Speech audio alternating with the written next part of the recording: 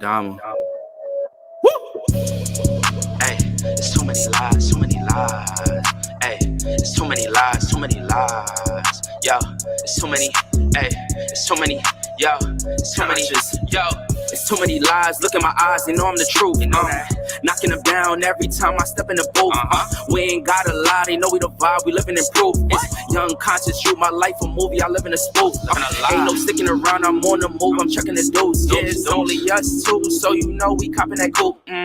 We on the roof, smoking dope, look at the view. Yeah, we used to chill on the stoop, now we out here breaking the news. It ain't shit you really could do, cause we ain't got nothing to lose. We ain't switched out with no cruise, we just stayed out of the loop. Now we out here letting it loose, every shot we took it was smooth. Gotta get it, ain't no excuse, ain't shit left to prove. Hey, yeah.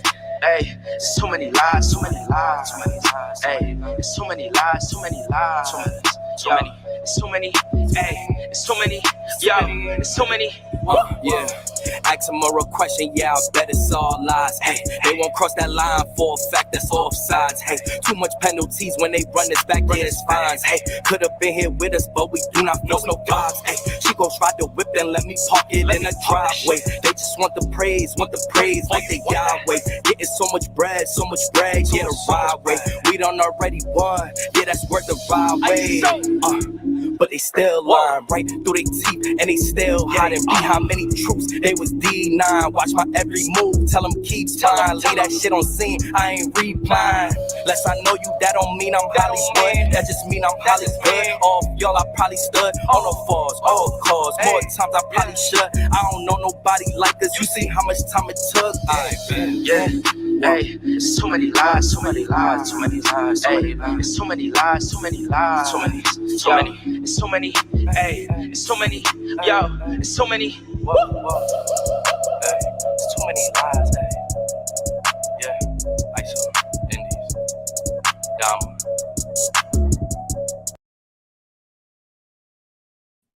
Hey y'all. Yeah, I tried that through the Canva app and I don't like it because it showed the words and all the things, right? I was like, no. How are you doing though? How are you doing? And I agree. I think there's some damn possession going on up in here. I didn't even know that this lovely lady that I'm sure her name will eventually grow on me and add to the other bazillion. The roll call is long, okay? We're like, hear ye, and it's like drops to the floor, except it's like Tony Robbins is holding it. So, he's tall. So that's how long this list is. That's how long this list is. I did not know this woman here was even LDS until about an hour ago, and I've showered and everything since then. So there's that part. Anyways, so, here we are. Dearly beloved, we are gathered here again today, right? So, again, I don't know what's going on with this. We're gathered here again today because what is going? It's Utah. Is it LDS? Is it the mixture of the two? Is it what is going on? What's up with these? What's up with these broads, man? Okay, like just again, I'm very unfamiliar with the story, so we're gonna kind of learn it together. I'm so mad at myself for not knowing about this before. I've been in Disneyland over there, Diddyland, and Tim Ballard land, but they all, they do. They're gonna do this. You know, just like polygamy, just like the sands through the hourglass. That they all end up together. They all end up connected somewhere somehow, and it's getting scary. And I'm like, wow. So I feel bad for this not even showing up on my radar. I'm slacking. I am slacking, and I'm an equal opportunity exposer. So yeah.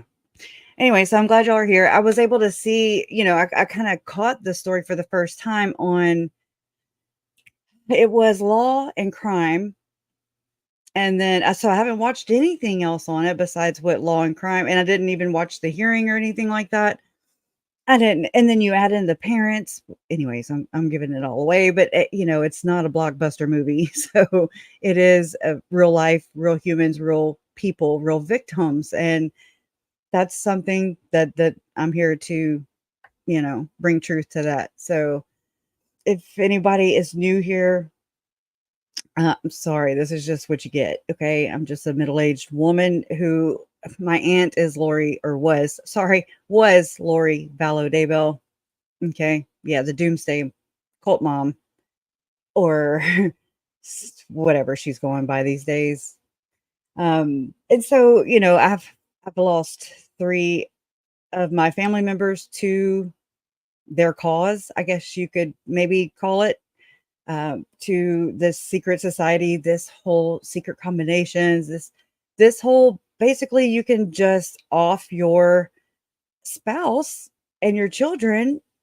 I mean, thank God Jennifer's children are okay. And I mean, I don't know. This is very dicey. We've got Melanie Pulowski, who, I mean, we've got that Lori Vallow, her blood niece. Okay. So that's over there on that side. That's on the Cox side. But you have Tim Ballard. You have just David Hamblin, David Levitt, Shalom Levitt, Roselle Stevenson, who y'all, and I've read this article yesterday, I think it was yesterday, on GoL with investigations in ritual abuse, right? LDS, right? And he was just like, it said something, no, I suck at this, but something along the lines of, it's time for war. Because after, their case, or that case, that ritual abuse case, has never been taken to court. There's always something that hinders it somewhere. There's a conflict. There's people in office that, just kind of look the other way, maybe allegedly. I don't know. That's what it appears to look like to me. But it just seems, Roselle Stevenson's Roselle Anderson, Hamblin, Stevenson. You got to keep up with all the roll call, right? Roll call. Call out. Here's your call out.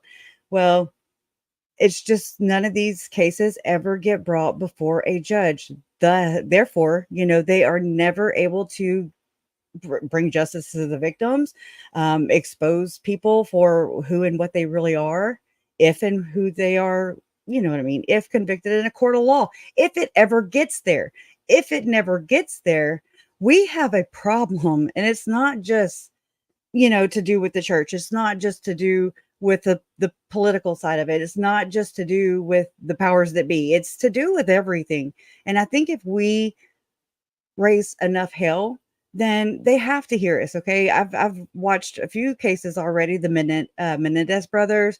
We heard about how Netflix really affected, Lori and Chad's case, mainly Lori's. We've Stephen Avery, they end up going, and you raise enough hell. And I'm like, that's where we really do have the power. We really do have the power. And it's not on our own, because I can never get out of the crazy algorithm pit hole that I stay in, because I have to say trigger words. I have to. It's because it is what it is. I can't. You can't polish a pile of doo doo. You can't, because no matter how you try to pick it up, it's still a pile of poo poo. So you can't polish that. It is what it is. They are not derogatory terms. These are actual charges. These are actual convictions. These are the acts that are happening. So there's something wrong in here. Okay. There's just a lot of things wrong. And I know I sit here and point out all the wrong things. I'm gonna have to go turn my air off in just a second, but I'll get us started on the we'll just, again, I don't have really anything like lined out. I just kind of pulled together some articles and we'll just kind of learn about it together through visual. And I looked for the probable cause, but I wasn't able to put my hands on it, before all this. I just kind of saw this today. Again, I saw this case about the Utah mom, or Utah wife. She is a mom, but damn, something's got to give. And so I have some articles, some TikToks pulled up. I have of other people that have been covering it, and let me kind of get those together. Now, really, I think my mouse just went out. Okay. Hold on. Hold, please. Of course, I don't have a double A right here. Let's see. Come on, tech god. There we go. All right. All right, let me pull this together and then I'll switch the aspect on the screen. Until then, you can look at my thinning hair. I hope you guys are all doing good. I really love seeing you guys. You know, it sucks that we always have to meet under these circumstances, but you know, hey, job security. I don't know what else to call it. Okay. All right. One day, just not today, right? So if y'all will, please, while we're waiting, while everybody's coming in, um, and I hate this kind of stuff because this isn't why I'm here, but it's kind of you have to feed the beast, so to speak, and it sucks. In order to you know, I guess perform at my peak or at the largest platform um, available that I can get my hands on, because that's what I want to do. That's what I've set out to do, is to just, I don't know, try to bring truth to this, try to understand and get justice through justice through, oh my God, justice through understanding. Y'all, I'm not losing it all the way. Not all the way. Okay, now let me go and share this screen. Actually, I gotta stop sharing it and I'll do this again. One day. Here we go. Allegedly, I've been watching a lot of Lifeboat. Okay. So this is the lady. Her name is Jennifer, and I hope I'm saying it right. I'm probably not. And it's kind of curious because why doesn't she have her married last name? You know, that's like the, I'm like, dang, you know, because they were estranged. It reminds me of a lot of Uncle Charles, except it's got, she's, this case has like Lori Vallow Daybell vibes. It has Sarah Boone vibes. It has Donna Adelson, Wendy, all the Adelsons. Okay, it's got those vibes. It's got the Pulowski, Boudreaux, Melanie Boudreaux. It's got those vibes. What other vibes does it have? Oh, I found a little Chris Watts vibe in here. I'm just like, what is really going on? So I can't wait to share that with y'all. And let me get situated here. Hey, let me pop off real quick. Let me go turn my arrow. It's not gonna do it by itself. So, all right, now I can hear myself think. We actually have some thunderstorms moving in, and yay, we're finally gonna get some rain, which is good. You know, rain makes things grow. It washes all the dirt and filth away.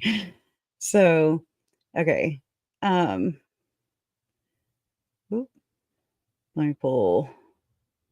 Look at her. This right here, I was like, whoa, yeah, I totally see some Lori in there. I see some Lori in there. Um, Jennifer Gledhill, I don't know. So she is accused of killing her husband, Matt Johnson. Okay, he's a Utah National Guardsman. His body has yet to be found, which is whoa, right? Whoa. Oh, this case also gives me Janice and Barry vibes too. You'll see. You'll see. Okay, so this is Mr. Johnson. This is Matt Johnson. He is missing right now, as far as I know. And I've been scouring, you know, the internet, trying to pull some clips together. And let's see. I don't want to like just dive into the middle somewhere. Let me find a TikTok. That'll probably be the best way. Why's everything got to be so complex? Okay. See, when I saw, and I didn't see this article right away, But whenever I saw it, I was like, wealthy? Oh man, and I was like, well, I mean, I don't know if she's LDS. I would think so, but you never know. I was kind of hoping not, but here we are. I found that out right before I came on, right before I took a shower and everything. But oh, and go check out Giselle um, with Grizzly True Crime. She covered it, and I was like, oh my God, it was very helpful to watch her. I like watching other people. I like to see their perspectives and get their take on it because I'm not an expert. Nobody should even pretend to be. Okay, who wants to be an expert in all this crap? Nobody, right? Uh,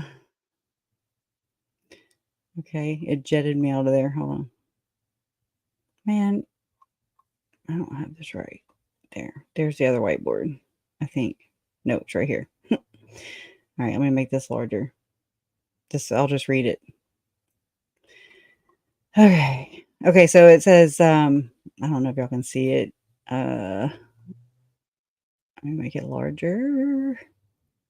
I'm just using my whiteboard today because I'm like, well, there's just got to be an easier way than just slapping it on each individual slide. That gets a little intense. I don't know how to slow it down. I don't know how to narrow it down. But okay, so wife charged with missing husband's murder. Court documents describe court documents describe what happened to him. Okay. I thought there was more to that sentence. By Matthew Jacobson. This is from KUTV. This is from October 15th, 2024. Okay, so it says that Utah murder cases. Okay, no. It says a Cottonwood Heights woman, which is near Salt Lake City, who was arrested on suspicion of her husband's murder after he disappeared in September. Actually, it's right around the date that JJ was red rummed. Okay, so it makes me wonder: does if anybody knows? And this isn't I'm not here to persecute her. This is out of just my own. I just want to know if she spent a lot of time in the temple. And I mean, I think it's important because I'm just trying to find these not patterns, but maybe I guess patterns or similarities because Lori also or she started spending time in the temple a lot. I mean, I'm talking excessive, but not enough for them to say, "Hey, lady, you're swiping your card here a little too much. You might want to go home and cool your heels. Maybe take care of your family." So I'm just saying. So it wasn't enough for it to flag the church, in my opinion. I would think. I mean, it's just like I'm thinking of a gym membership because I'm not Mormon. Okay, so it's just like, hey, you've already been here. You've already maxed out your maximum. Girl, we're gonna have to get you a new card because it's wore out. Here, got to put in a Walmart bag. You got to slide it through the thing. Anyways, oh my gosh, right? And it just makes me wonder what's going on, or could be going on, in holy places. All right, so this says that so September was officially charged. Okay, so I'm sorry. A Cottonwood Heights woman was arrested on suspicion of her husband's murder after he disappeared in September, was officially charged with the first-degree felony, okay, along with 8 other felonies. That's a lot of felonies or potential felonies, in my opinion, in my little non-expert, just layman opinion. Okay, Jennifer Gledhill was charged was charged Tuesday with the murder of Utah National Guardsman Matthew Johnson, as well as obstruction of justice, drug possession with the intent to distribute, witness tampering, and desecration of a human body. Y'all, we've been here. We've covered this. We've crossed these T's. We've dotted these I's and crossed these T's with my own family members. Tylee was desecrated, right? We couldn't find them. They were missing for 8 or 9 months until they were found in Chad Daybell's backyard. Okay. Lori and Chad were in Hawaii living their best life straight up. Okay. Reading visions of glory and just living their best translated being lives, which is really sad. And meanwhile, justice is still needs to happen for my Uncle Charles. And let's not forget Tammy. I don't want to ever forget Tammy. That was Chad Daybell's wife. And they're convicted. Chad and Lori have been convicted successfully in Idaho. But my aunt, Satan, aka Lori, needs to stop playing games and, answer to my Uncle Charles. He needs justice. So does Brandon Boudreaux. Anywho, so I mean, that's just so terrible. Okay. I mean, just thinking about that, there's this man, he's out there. Let's continue reading so we can get the whole story. Okay. So let me move this. It's just driving me crazy. I can't because it just all runs together. And then you see what it's doing to me. Then we got ads in here too. All right. Just need a little help here. Okay. So her first court appearance was has been scheduled for Friday morning. So this already happened. So we'll visit that in just a minute. And it says a full timeline of events according to public court record and police statements is included at the end of this article, and we're going to read it. I just saw it. She was arrested after an informant contacted police telling them that Gledhill, or Jennifer, had admitted to shooting Johnson, her husband, right? Her estranged husband, while he slept. While he slept. What the hell? God, that's so cold. So cold, in my opinion. While he slept, I'm sorry. What? Okay, I see it now. Sorry. Okay, a full timeline included the case. She was arrested after an informant contacted police telling them Gledhill had admitted to shooting Johnson while he slept, sharing details with the informant about what happened to his body afterward. Okay. The district attorney's office identified the informant as a man with whom Gledhill was having an extramarital relationship. I mean, for what it's worth, I mean, and this is early on in the game, early in the case. All I'm saying is I commend this dude, this guy, this this so-called, or he was called an informant, but he has since been identified as Jennifer was having an affair allegedly with this guy. And so, I mean, for what it's worth, I don't know all the other things yet. And I'm not, I know this has to be so hard for the families, people that love them and care for them. And I've been there and I'm still there, but so, I mean, I get it. The same thing happened again with my aunt, Lori. And it's interesting because again, go get a divorce attorney and use it. Use them. That's what they are here for. They are here to serve you.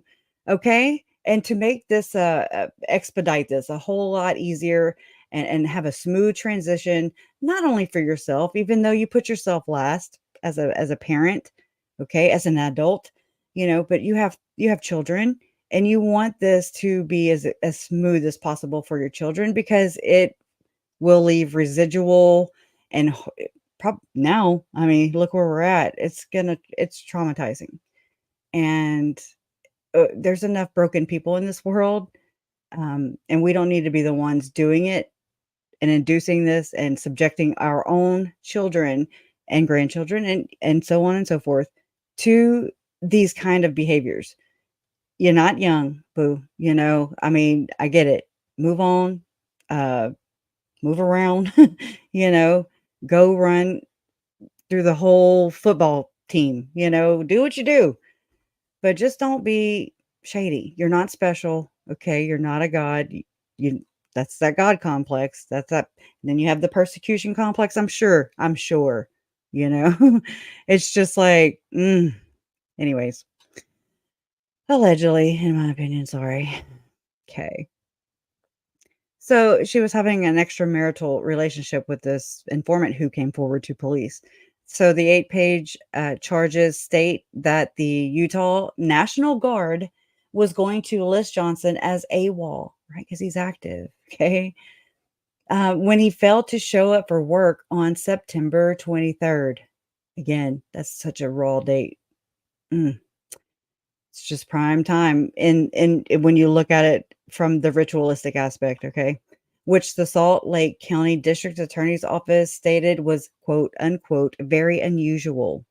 So then it goes on to say, quote, detectives note that nobody, including family and coworkers, have heard from Matthew since September 21, 2024, which is inconsistent from his normal pattern of life, unquote, charging documents state. And so let's see, these are just ads again. And it says one of Johnson's fellow guardsmen contacted the Cottonwood Heights Police Department on Wednesday, September 25th. Thank you, too, for stepping forward, your place of employment and just checking on people, like, hey, this isn't normal. Sometimes people text you or you text with them. This happened with Tylee. And you kind of notice that they're not using the same the same talk pattern, they're not texting the way they normally would. They are, you kind of recognize, you really do recognize these things. And so I think I just want to, tell these people thank you for stepping forward because it doesn't look like anything was really happening for Mr. Johnson. Okay. Oh, it makes me want to cry, but this isn't about me. It says, so yeah, to report that he went missing. Okay, so quote, Gledhill stated that Matthew had not been seen or heard from since September 2024 when they had an argument at their home in Cottonwood Heights in Salt Lake County, unquote. Court documents state, quote, Gledhill stated that Matthew told her that he was going to be gone for a week and not to call him, unquote. I don't blame him. I don't damn blame him. But is that the truth? Again, I could keep bringing all kinds of things up about how this mirrors a lot of things and, what happened to my Uncle Charles Vallow and Lori and just all the deceit, all the extraness that is unneeded because you're adults, allegedly. And that's not how adults work, or that's how adults aren't supposed to work. You're not supposed to work this way. Just treat people with respect, do unto others as you want done to you, right? Okay, so all right, let me relax. I mean, so he's going to be gone for a week and not to call him, but that's according to Jennifer. So the two had been in the process of a contentious divorce, according to court records, and a temporary protective order had been granted to Jennifer Gledhill several weeks prior, citing lack of evidence of abuse. Interesting, right? That protective order was dismissed by a judge 4 days before Johnson's disappearance. You'll see. You'll see where this connects. So the charging documents state that as of Tuesday afternoon, Johnson's body was still unaccounted for. So today's Thursday. I mean, now this is, wait. Okay. I forget when this was, October. So yeah. So I mean, as of about a week ago. And as of yesterday or as of earlier today, he had not been found yet. So on September 28th, the informant contacted police to tell them Gledhill admitted to murdering. Oh my God. Oh my God. The informant contacted police on September 28th to tell them that Jennifer admitted to murdering Johnson in his sleep. He said he hadn't reported it earlier because he wasn't sure Gledhill was telling the truth. I kind of get it. She sounds like she's not really, working with all her little marbles, in my opinion. It's just so wrong. The Salt Lake County District Attorney's Office used the informant's statement as the basis for its felony desecration charges.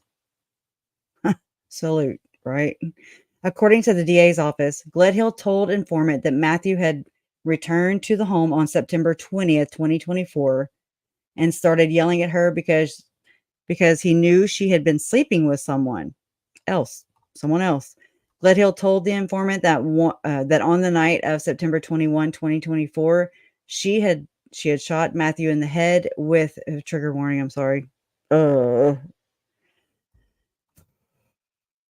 she had shot Matthew in the head with the 9mm Glock with his own gun. Okay, well, it's just fucking disgusting.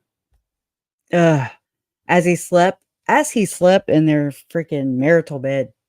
Okay, he was sleeping, and I mean, if we can just go there, because we're going there in our minds, in our hearts, because we're human and I have emotions, and I know that you guys do too. And this is just bad, I mean, I'm in a sense, I hope this is how it went down because he wasn't expecting it, and hopefully, again, you know, we have to take Jennifer's word for it because Matthew's not here to speak for himself because his voice was silenced. Okay. It blows my mind. It blows my mind. And I feel so bad for him. I feel so bad for him and their families. I really do. And people that they loved. Okay. Sorry, this is a little more difficult than I thought. So Gledhill stated that she smashed Matthew's cell phone and hid his vehicle in a neighborhood near their house.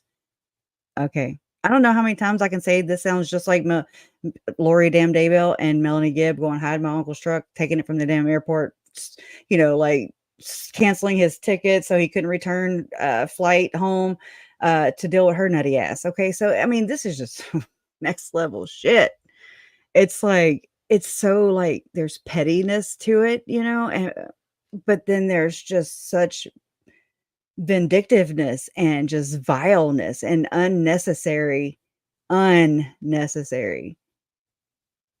behaviors going on here, Anyways, so sorry for my outburst, y'all. It's it hits home big time. So, okay, then so she hid her now murdered husband's truck somewhere in the neighborhood. And then she loaded him. I'm sorry. She told the informant that she loaded Matthew's body into a rooftop storage container, slid him down the stairs by herself. I read somewhere because I was like, where are the kids? Where were the kids? Oh my God, where were the damn kids? And then I read somewhere that I want to say her parents had the kids. So, whatever.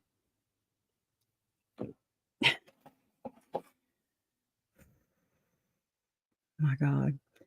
All right. So then she slid him down the stairs using that roof storage container. She loaded him into the back of her minivan. This is where I was like, Chris Watts, or even Letitia Stalk, just. Gledhill stated that she had taken Matthew's body north. Okay. She drove north, dug a hole, and buried him in a shallow damn grave. I mean, this must be, she doesn't look like a big woman. And I'm like, well, when you're pissed, when you're mad, when we have that much adrenaline pumping, then you can move mountains. Yeah. Okay. You can move TVs, you can move VCR, you know what I'm saying? I'm just kind of joking, but you have a lot more strength than usual. But I mean, it just doesn't sound right here to me. Like, I don't see this little lady just like and I hate to say this, sorry, not trying to be disrespectful, but it's this dead weight. And plus with all the hopefully emotions going on, I would think sounds like rage, maybe. I don't know. All right. Dug a hole and buried him in a shallow damn grave. And I mean, why won't she tell the police where he's at? Mm-mm. The informant provided investigators with phone conversations that he recorded. Oh my God. I'm so thankful as of right now for this guy. I'm not saying that this could change. Okay. But I'm glad. And that So, oh my God. The informant provided investigators with phone conversations he recorded and screenshots of text between Gledhill and himself in the week following her confession. Can you imagine? Oh my God. The informant said that he was capturing the text as Gledhill would quickly delete. She's a dirty deleter, huh? Shocker. Apparently incriminating texts after sending them. I don't doubt it. I mean, this just kind of goes with her everything else I've read. In one of the texts, Gledhill reportedly laments that the informant wasn't more supportive when she admitted to killing Johnson. What the hell did she want? Okay, baby. You drop, like, what do you want? What do you want, lady? I mean, a cake or a crown? You want to be raised and exalted to goddess status like Lori? I mean, what are we doing here? Wha- Yay. I mean, I don't know if it was something they had agreed on too. So, I mean, whatever. There's still going to be a lot of things that have to come to light, right? We don't know.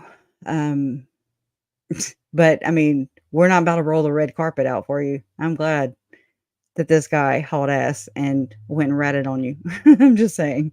I mean, he was probably like stage 5 clinger, Holy crap. Danger, Will Robertson, right? Okay, so all right. In one of the texts, Gledhill reportedly okay, I already said that. Uh, in the text, Gledhill tells the informant that she assumed he would be like her. What? Gledhill tells informant that she assumed he would be like her, and if her friend told her a hypothetical story, it ain't hypothetical, boo. She would say, quote, let me get my shovel, unquote, charges state.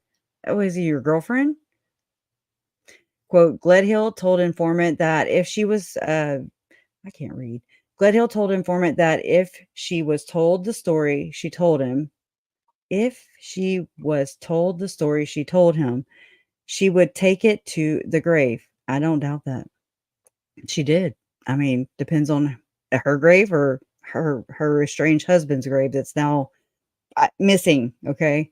Charges. Jennifer Gledhill is charged with the following: first-degree felony red rum. Sorry for the keywords. 5 counts of first-degree felony obstruction of justice. This is all I wanted for Melanie Pulaski and them and Boudreaux. I mean, you know what I mean? All the people around Chad and Lori. The obstruction. It's so easy. First-degree felony red rum. 5 counts of first-degree felony obstruction of justice. Second degree. Did I said that twice, y'all? I'm so sorry. I'm not doing good with they all run together. Second degree felony possession of a controlled substance with intent to distribute. Interesting. Third degree felony abuse or desecration of a human body. Shame on you. Third degree felony tampering with a witness. Shame on you. Timeline of events. Okay, so let me separate this from the body of it so I can not have these problems in the future some more. Let me try and alleviate this. All right, so this timeline has been updated using information from the charging documents, in addition to the divorce case history, protective order case history, arrest affidavit, and public statements from the Cottonwood Heights Police Department, July 2024. Okay, so July 3rd, Jennifer Gledhill files for a divorce from Matthew Johnson in the 3rd District Court, right? Yeah. What good did that do? August 2024. Okay, so here's the August dates. August 21st, Jennifer Gledhill files for a protective order against Matthew Johnson. August 21st, a temporary protective order is initially granted. Okay. September 2024 goes down. Okay, September 10th, court commissioner recommends extending protective order by 1 week while evidence is reviewed. Her protective order? Okay. Ruling. Okay, so September 16th, ruling orders protective order to be dismissed after commissioner reported Gledhill failed to prove abuse. So, from what I'm gathering, is that she pulled a lore whore, and is just like trying to paint herself. Yeah, because it becomes more apparent, as we read on, that it's like the same thing. It's this projection. It's what it appears to be to me, thus far. I mean, that could change. I don't know all the facts. I don't know all the things, but just for me and my little layman aspect over here, um, it really is a lot of this going on. I don't know what the hell, and if that's normal for so many cases. In my opinion, I'm not an expert. I don't claim to be, um, I'm not professional at this or anything, but just sizing this up, it's like I see the same patterns, the same behaviors, the same attitudes, the same acts even, um, as I did with Lori. And it's really interesting, like what's going is this some folie et deux et trois, folie de masses, and then like the whole folie madness of two, and then it's just like becomes hysteria. Like what is this? What are we dealing with? And why is it again, is it concentrated in one area because I focus on this area? I mean, that could be a factor, but anyways, it just seems to be the going attitude and behavior. I saw it in Sarah Boone, just this superiority thing, uh, narciss- narcissistic tendencies, um, psychopathic tendencies in some of these a lot. The sociopath, there's a lot of this me, I, and then F the rest of the world. It's just like, what can you do for me? And then it's like they want a damn parade at the end. Mhm. Okay, so then it says that I mean, it looks like she went to like, she obtained a freaking protective order, okay, against Matt, and then it was when no abuse was produced to the judge, he quit it. He let it go, the commissioner, sorry. And so, um, all right, September 16th, protective order was found to have been accidentally expired. Okay, new order issued to allow court to adequately dismiss it. So, a technicality, it looks like. And then September 16th, the case officially dismissed. Okay, so finally we're done with that, right? September 17th, case management conference. So there's a case management conference held for divorce case. So that's mhm. And I mean, so all this is allegedly before Matt um, was uh silenced, allegedly. So so September 19th, Gledhill allegedly shows a loaded gun to an informant. So that sounds like the guy she was having an affair with, as of right now, right? That's what it appears to be.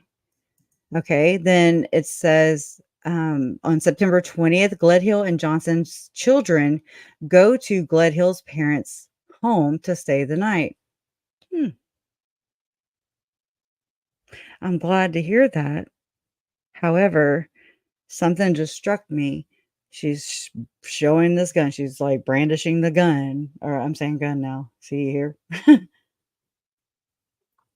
The pew pew. It sounds so dumb to say all these little stupid words. I mean, she's like showing off, like she's flipped a switch. I don't know what she was like before. I definitely don't know what she was like afterwards, but it just really appears to be cuckoo town. Okay, so hmm. So it looks like it appears that like she's sending her children off, just like Lori was like, "Hey, Alex, come stay the night with me." Wink, wink, nod, nod, and protect me. You're my protector. So it could indicate that she was just trying to get her children out of the house so that she could, you know, do what she was going to do, in my opinion. So, okay, then it goes on to say that, um, So the kids go to her parents' house on the 20th, September 20th. Johnson and Gledhill allegedly have an argument. Okay. Johnson confronts, so Matt confronts Jennifer about her extramarital affair. I mean, fair. That's fair, you know? September 21st, Johnson allegedly murdered by so Johnson is allegedly murdered by Gledhill. So Matt is allegedly murdered by Jennifer, his estranged wife, as he slept in their bed. Rest in peace. September 21st, around 6 a.m., GPS data shows Gledhill. I'm going to say Jennifer. I hate this last name. I don't like it. It doesn't roll off the tongue. GPS data shows Jennifer's phone near the location where Johnson's truck was later found. Anyways, September 21st in the afternoon, GPS data places Jennifer in Davis County. She's moving around, you know. September 21st at 2:37 p.m., Gledhill's phone is turned off. So interesting, right? September 21st at around 5 p.m., Jennifer's phone is turned back on. Dang, she is having some weird stuff going on with her phone, showing her traveling eastbound on the West Davis corridor. Okay. September 21st at 11:07 p.m., Gledhill's vehicle captured on camera, leaving a car wash at Holiday Oil and Highland Drive. September 21st at 11:47 p.m., Jennifer arrives at the informant's house. Interesting. Is he with her? Is her husband with her? What? You know, she got up at 6 o'clock in the morning. Here it is, 5 hours and 47 minutes later, allegedly. And so why would she go to her lover's house? Okay, so the next day, okay, she arrived. Okay, so September 21st at 11:47 p.m., right before noon, she shows up at her alleged the guy, her boyfriend, that she's cheating, or you know what I mean, that she's having an affair with. So she goes there. See, I didn't catch all this earlier. She goes there, and then September 22nd, Jennifer allegedly admits to the informant that she killed Matt and buried his body in a shallow grave. Well, when? I mean, just that little bit of time when she went north. I mean, I'm just trying to figure out the timeline here. It's like crazy. Two, I'm like, okay. I'm going back up. Okay. So the 20th, the kids go to her parents. It's just her, and then Matt comes over, but she was waving the gun around to her boyfriend the day before on the 19th. So then Matt goes there on the 20th. They get into an argument. He confronts her about her extramarital affair. Okay. And then he goes to bed, I assume, because this is where we have to buy the story that Jennifer is telling to Matt, allegedly, and that not Matt, that Jennifer is telling about Matt, her husband that's missing right now and red rummed. Okay. And so she's telling all this to her lover. Lover's like, oh my God, allegedly. And he runs to the cops and eventually and tells them what all has happened. Okay. I just kind of want to fill this out a little bit. So I'm slow, I don't know. I kind of place myself there, not there, but visually. It's just so kids are gone on the 20th.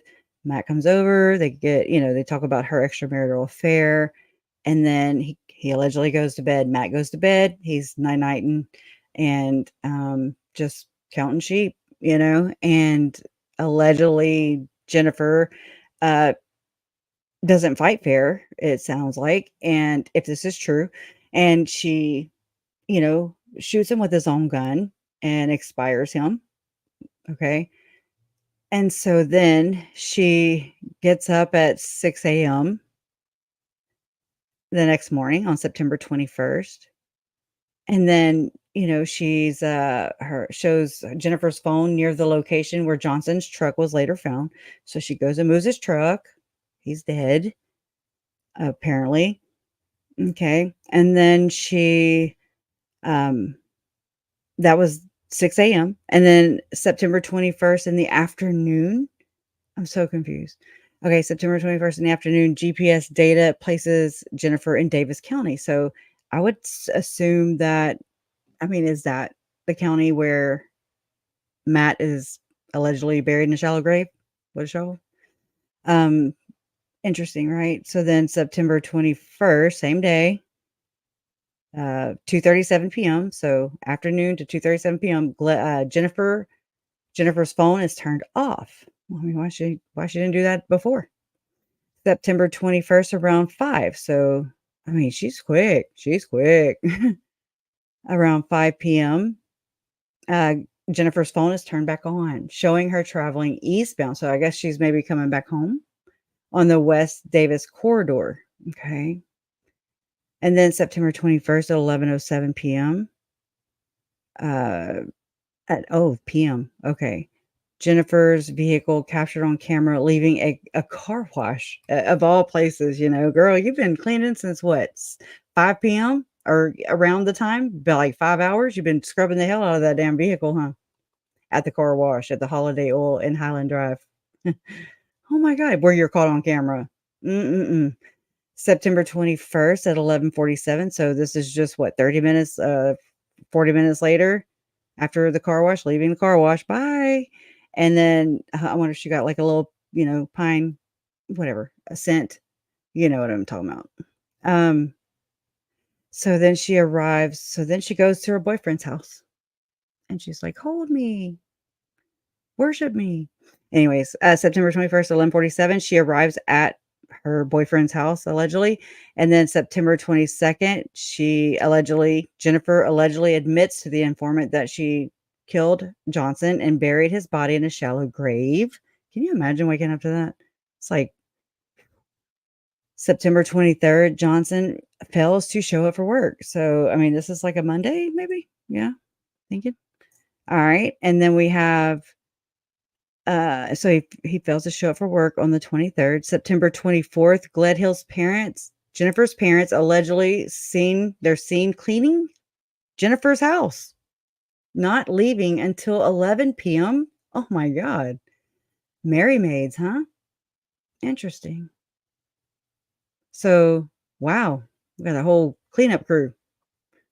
September 24th, Jennifer reportedly has parents order her a new mattress. Well, the timing couldn't be any better or any more convenient or any more coincidental, in my opinion, because remember when Chad Daybell had the whole mattress? I'll call it mattress gate because that's pretty much, we don't know what happened to the damn mattress. Okay.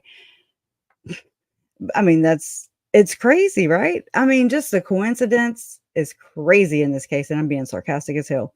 September 26th, Jennifer's parents deliver new mattress to her home. They are just such angels, September 28th, Jennifer reports Johnson missing to Cottonwood Heights Police Department. I wonder what prompted her. Her mattress felt lumpy. Maybe she felt like she was like the princess in the pea. Okay, so then September 28th, Jennifer's confidant contacts Cottonwood Heights Police. Okay, so she did, and then he did. And then September 30th, 2 whole days later, my brother's birthday, by the way. Happy birthday, Todd. September 30th, Johnson's truck. So Matt's truck is found a few blocks from his home. Crazy, huh? So nuts. Them gaddy aunt robbers. Okay, it's October. This moves into October.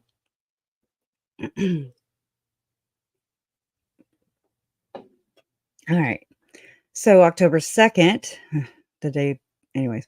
All right, Jennifer is arrested and booked into the Salt Lake County Jail. I didn't even know that was happening. I didn't know when she got arrested. But, it's just coincidences, right? October 15th, Salt Lake County District Attorney Sim Gill files 9 felony charges against Jennifer, including first-degree murder. And it says dates unknown or under this. So dates are unknown about these facts that are, or these items that are listed in her probable cause. Okay. So Jennifer allegedly removes Matt's body from the home, placing it in a rooftop storage container and loading it into their minivan.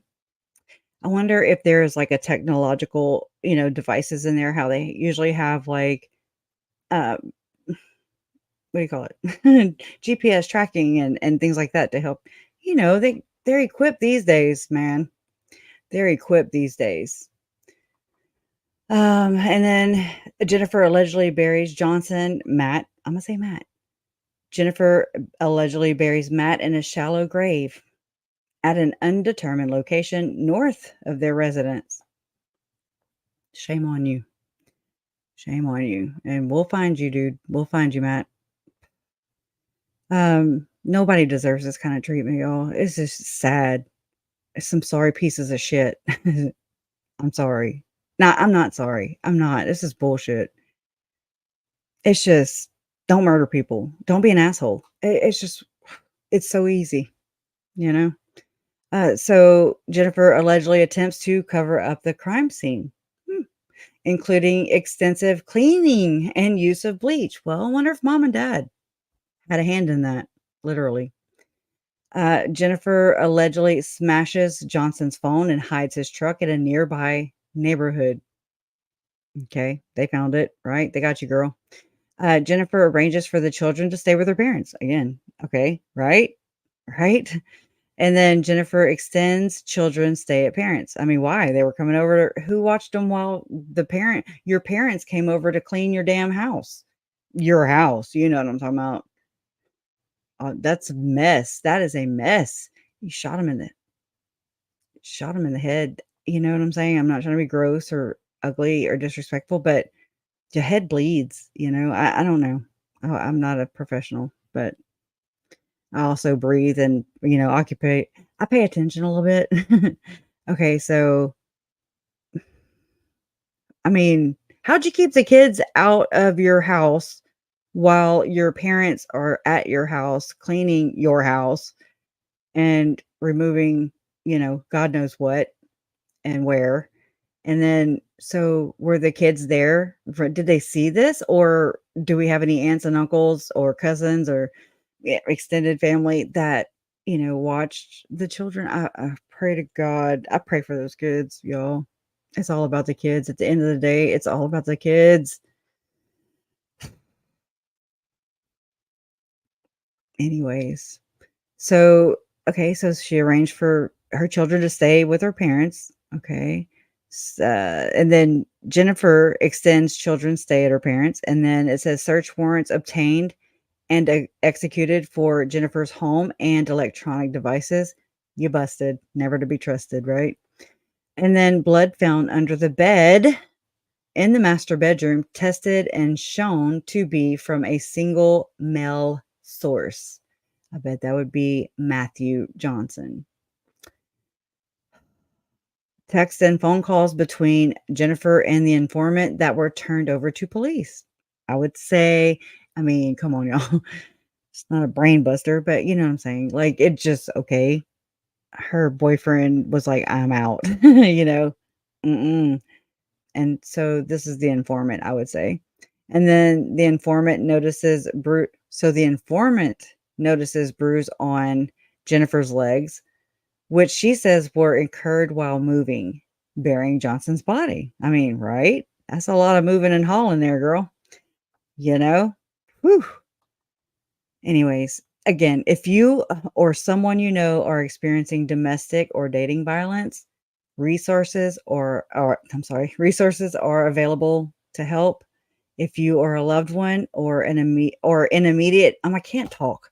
If you or a loved one are in immediate danger, call 911. Don't hesitate. Call 211 to find a domestic shelter, counseling, substance abuse treatment, anger management, or health and human services. or find a domestic shelter. Counseling, substance, did I say that? No, saying it again. Substance abuse treatment, anger management, or health and human resources at Utah's Health and Human Services website. Contact the Utah Domestic Violence Coalition hotline at 1-800-897-5465. Even you gentlemen, okay? It happens to you too. Um, I'm all about that. I'm all about advocating for just stop the abuse, okay? Stop. So, anyways, it goes on to say that contact the Utah-based RAPE Recovery Center 801-467-7273. You can contact the National Domestic Violence Hotline at 800-799-7233. You can chat with a live person at the National Domestic Violence Hotline by texting begin to 88788. And I mean, if you need to talk, reach out, you know, somebody, if not me, I mean, I'm here. There's other people in this community that are wonderful people that actually they're way better than I am, you know, but we're all open. We're open and we'll help. And it doesn't have to be this way. And you're not in this alone. Just know that you have people that will back you a bazillion percent and not judge you. Okay. There's nobody should be judging anybody about this. It's a shame. It really is. And it's bad, you know. It's really bad. Okay, let me go check in with you guys first and just kind of see where we're at. Uh-oh. What happened to the there they I was like, where'd the comments go? Oh crap, I really messed it up this time. Could be the Botox and hair bleach giving them frontal lobe damage. I'm sorry. Oh, it's funny though. It's funny. I mean, you know, the children. Yeah, totally. It's boy, boy, girl. Yeah. At first, I thought it was just 2 kids, but there's 3. The little girl, I guess, is the youngest. It appears, you know, I didn't see her face. I didn't see any of their faces, and we don't need to. But I mean, CPS is a whole nother. You know, I don't know. I'm just like it's kind of like me trying to pick a politician. I'm just like I don't want nothing to do with it. You know, I just um, you know, that's where the horror stories. I'm just the space. You know, there's just a lot of bad things that we hear about. There's a lot of things that I get cynical over, that I've gotten cynical over, and it's just because you get tired of hearing it, and you're just like, "Come on, you know, like this is enough. This is enough. This is enough." I definitely didn't want JJ and Tylee to be subjected to any of this, and I definitely don't want my children, my my future grandchildren, and so on and so forth. I don't want any of our kids to be subjected to any of this crap. It's bad enough you know what I mean, just our crap, our dysfunctional crap, you know, that if we haven't, um, done, you know, work, on ourselves, inner selves, you know what I mean, mentally, physically, emotionally, all those things, then, I mean, there's so many at-risk children, you know, and it's just a learned behavior, and then we pass it. It's even genetic too, you know, there's a lot of genetics in this, and then so it continues on because what we allow is what will continue, and until we like even recognize it in ourselves, you know, that's the only time you can start working on yourself. Like, I mean, there's hope. I have hope for Lori. I have hope for Miss Jennifer here. I have hope for Tim Ballard. I have hope for these people, but I mean, Jody Hildebrandt, Ruby Frankie, you know, just think about all these people, all of them. Everybody you have followed that has committed some very violent acts of crime, abuse, of fraud, just all these things, you know, and the deception, just all of these things. Okay, the grand totality, the whole totality of it. And I'm just like, I want to. I mean, I want to more than anything. I want to believe that these people, I want to believe that Lori can break her shelf. I hope like hell. I wanted to be part of the process to break the damn thing. I wanted to help break her shelf. but it's whatever it is, they have to do it on their own. We can and want. We can demand. We can do all these things. We can, I've watched many years of intervention. I used to love watching this show. I don't know why. It's just a horrible conundrum. And then, but just to kind of be cornered, I get it, but I don't get it. Just whatever's effective. I just don't think that bullying any of our loved ones into submission, into seeing something that they don't see within themselves, it is not going to change whenever you're ready. It's going to change when they're ready and not a moment sooner. And I speak from personal experience with my own past, like with my addictions to prescription medicine, to alcohol, I really don't think we ever this is just me. I don't think we ever get rid of the addiction. I think that it just transforms. And sometimes that it transforms into something that's constructive and positive. And maybe, I became a workaholic before her, after that. It just kind of transitions, in my opinion. And so I just think it's something that we have to be aware of. But if you don't know that you are being an evil bitch, I don't really know, that goes all in with that whole echo chamber crap. And then just, does she work? Does Jennifer work? I could not find that anywhere. I would say no, but I really don't know. But just a lot of idle time on these women on their hands. They are looking to have a voice, I do believe. I think they're looking to be acknowledged and to be appreciated and to not sit in silence and submission, just, "Hey, woman, make me a sandwich," or "Go change all the kids' diapers," or and that's kinda where we're at. We're in Utah, right? We're in Utah. Hey, KJ, how are you? And demon possession is real. Oh, yes, ma'am. So, yeah. And that actually made me think of this, this is my little I'm sorry, I have my blur thing on. The Art of Deception. It's the best little magazine ever. I need to buy more of them. But, let's see. I had found it right before it came on, and it was interesting because it's about psychopaths, it's about sociopaths, it's about narcissism, deception, um oh, I remember who it was. It was Putin. It was Putin. Okay. Yeah, there's just this one about Putin. From professional liar to statesman, and it's Vladimir Putin. This is Tim Ballard's friend, by the way, allegedly. And so at this very bottom, it's a quote from a professional. I just don't want to find it right now because I can't. But it's he says, quote, "If people with psychopathic tendencies get frustrated, they tend to get violent," unquote, observed William A. Tiller, a Stanford University professor emeritus and researcher of human consciousness. That's a long title, huh? Quote, "It is known as cornered rat syndrome," unquote. I thought of you, KJ. I was like, that's a damn demon in a corner, right? That's a damn demon in a corner. Same difference. They're like a rat in a cage. They're cornered. They're getting found out. They're getting exposed. That demon's like, "Rawr," and it's going crazy. And this was interesting. And it goes on to say, so it's cornered rat syndrome. The rat does all it can to injure its opponent, and it uses its entire arsenal. What's the condition whenever you look over, I can't ever find my spot again.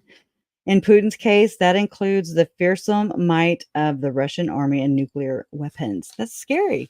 That's a little like, whoa, don't let them touch that button. Don't let them touch that button. Psychopaths are ticking time bombs. I was like, Lori, ticking time bomb, right? Allegedly. Oh my God. KJ, thank you. Oh, thank you. You're gonna make me cry, lady. Love always wins. Right. Thank God. Thank God. Thank you. And Mr. Wayne, thank you. I appreciate y'all. Miss y'all a great deal too.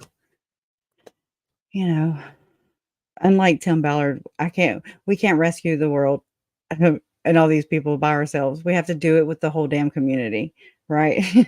So we ain't trying to be heroes over here. We're just trying to be like, hey, it's just a choice and a consequence, right?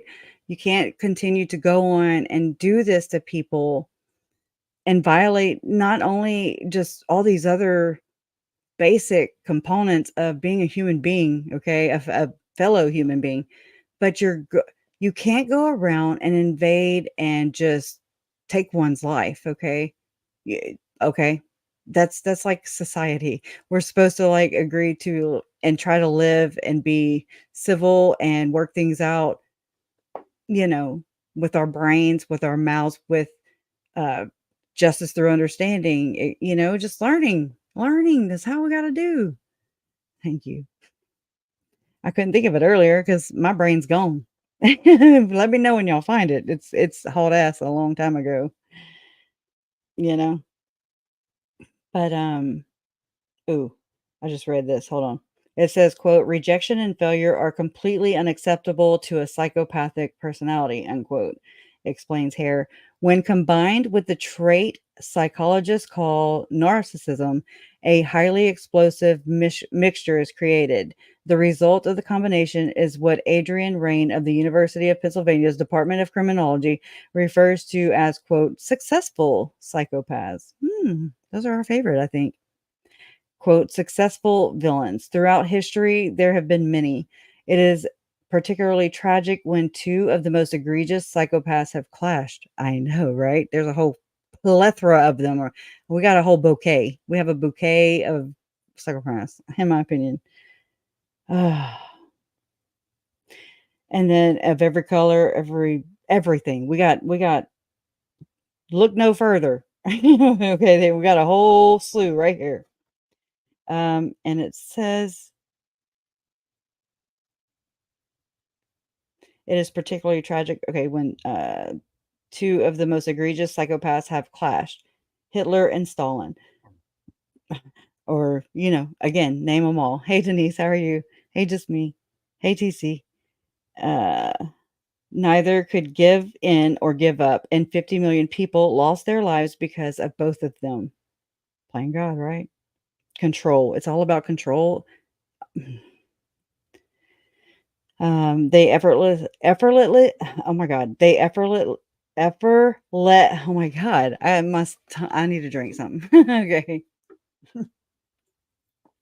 Effort, what is going on with me? Did I have a stroke or something? Effortlessly, I did it.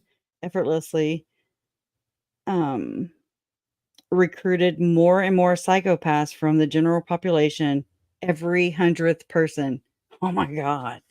They're like, psychopaths unite. And we're like, oh my God. You know? Yeah, this is such an interesting little magazine. I recommend it. 5 out of 5 stars. And I actually found on I found on in my screenshots, y'all, last night and videos, things that TikTok videos that my daughter saved to my damn account, my Google account. And I'm like, what the hell? Where do all these things come from? I haven't seen these in a long time or ever before. But I had, and oh, there were some text messages from Uncle Charles between Uncle Charles and Ashlyn. And I was like, oh, it was like their last text exchanges.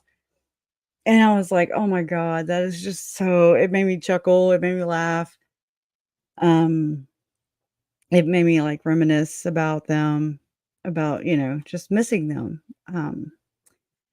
And that's what makes this case like really, you know, I guess really to be safe and to protect myself.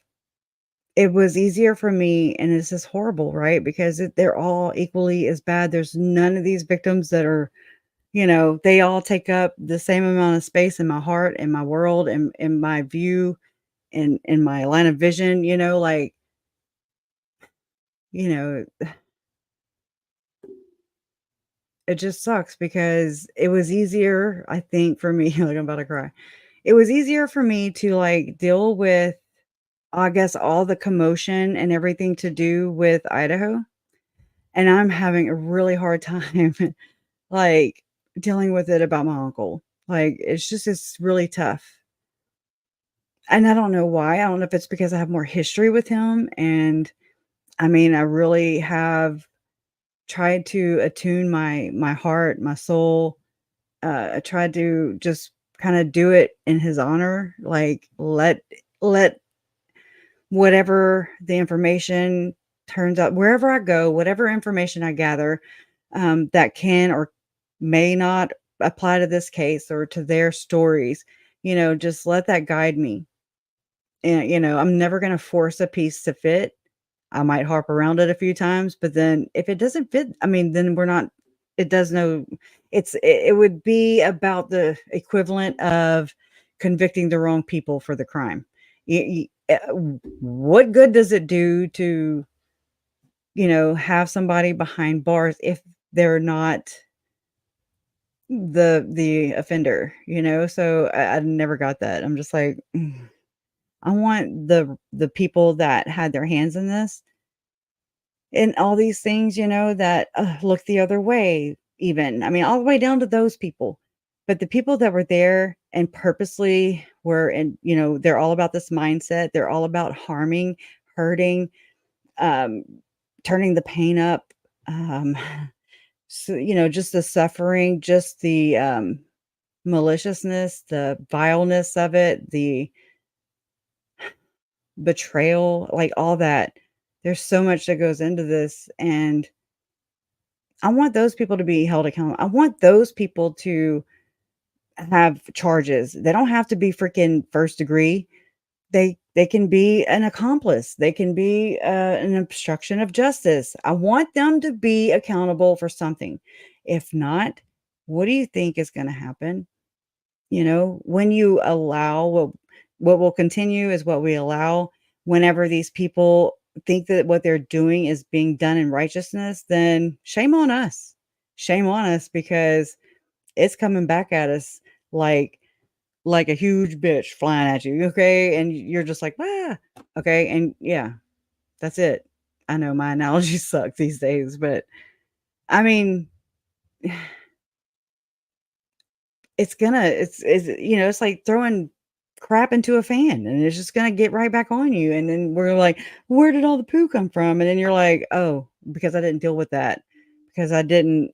What the hell? My phone's going off. What how is this not and I mean, how is this not getting remedied? How is this not how are these people continuing on to do the same things? My brother's in prison right now for doing the same things. We're creatures of habit.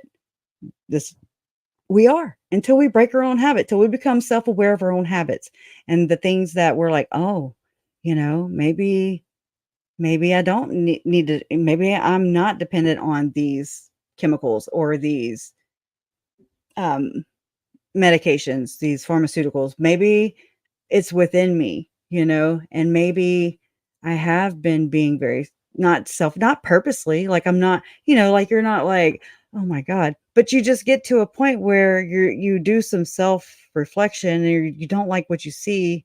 This happened to me. I was like, oh my God, I do not like what I'm seeing. And I saw myself, and it was just like, whoa, I don't want to be that person, I don't want to be bitter and I don't want to be better, not better than anybody else, you just treat others with respect, love, and compassion. That's it. Just be there whenever they somebody may need you. And hopefully, and if they're not there when you need them, that's okay. It's just that it's okay because we have to depend on ourselves. It's nice to have others to depend on, but I mean, I learned this myself from like always looking to my mother, all these years for like guidance, like I needed approval or something. Mm-mm. No, that's not how this works, But I mean, this is kind of how it turned out for me. And so through this process, I'm like, wow, I can make decisions on my own. It's just like, yeah, you can. And that's okay. You fall, you have accomplishments too, I mean, it's not all negative. You just human, and just try to do better than you were yesterday. It's I try not to be an asshole, but it's hard. I'm just saying. I'm just being real. Like, it's hard. And I don't know if it's being an asshole or being mean. I'm just trying to tough love, kind of. I feel like it's my job. I feel like it's my duty, my mission, so to speak, to like, like shine the mirror at these people and be like, whoa, I pray for you, but I'm not going to sit here and give you the benefit of the doubt over and over and over again, like every freaking body else.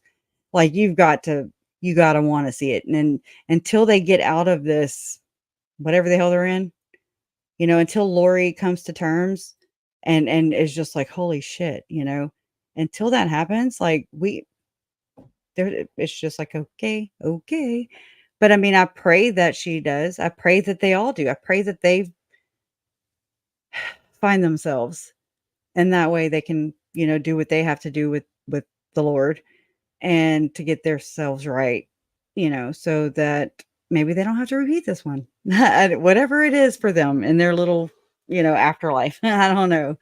That's not for me to say, but I just don't think, I mean, even in their whole reincarnation idea, I mean, they're regressing. Yeah, if and as I picture it, how they explain it, how I've read all the things that go into their doctrines or whatever, then if you do believe in reincarnation, then I'm sure you demerits, like, you got to go backwards, boo, and you got to redo this.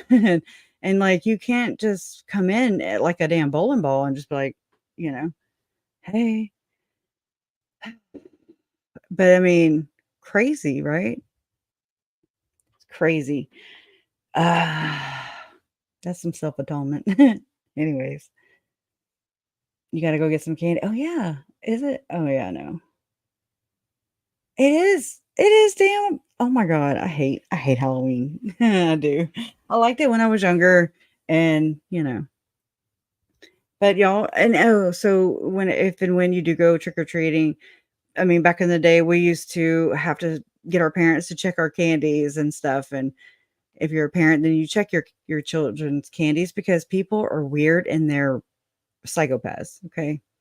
And so the more pain, the more victims they can make.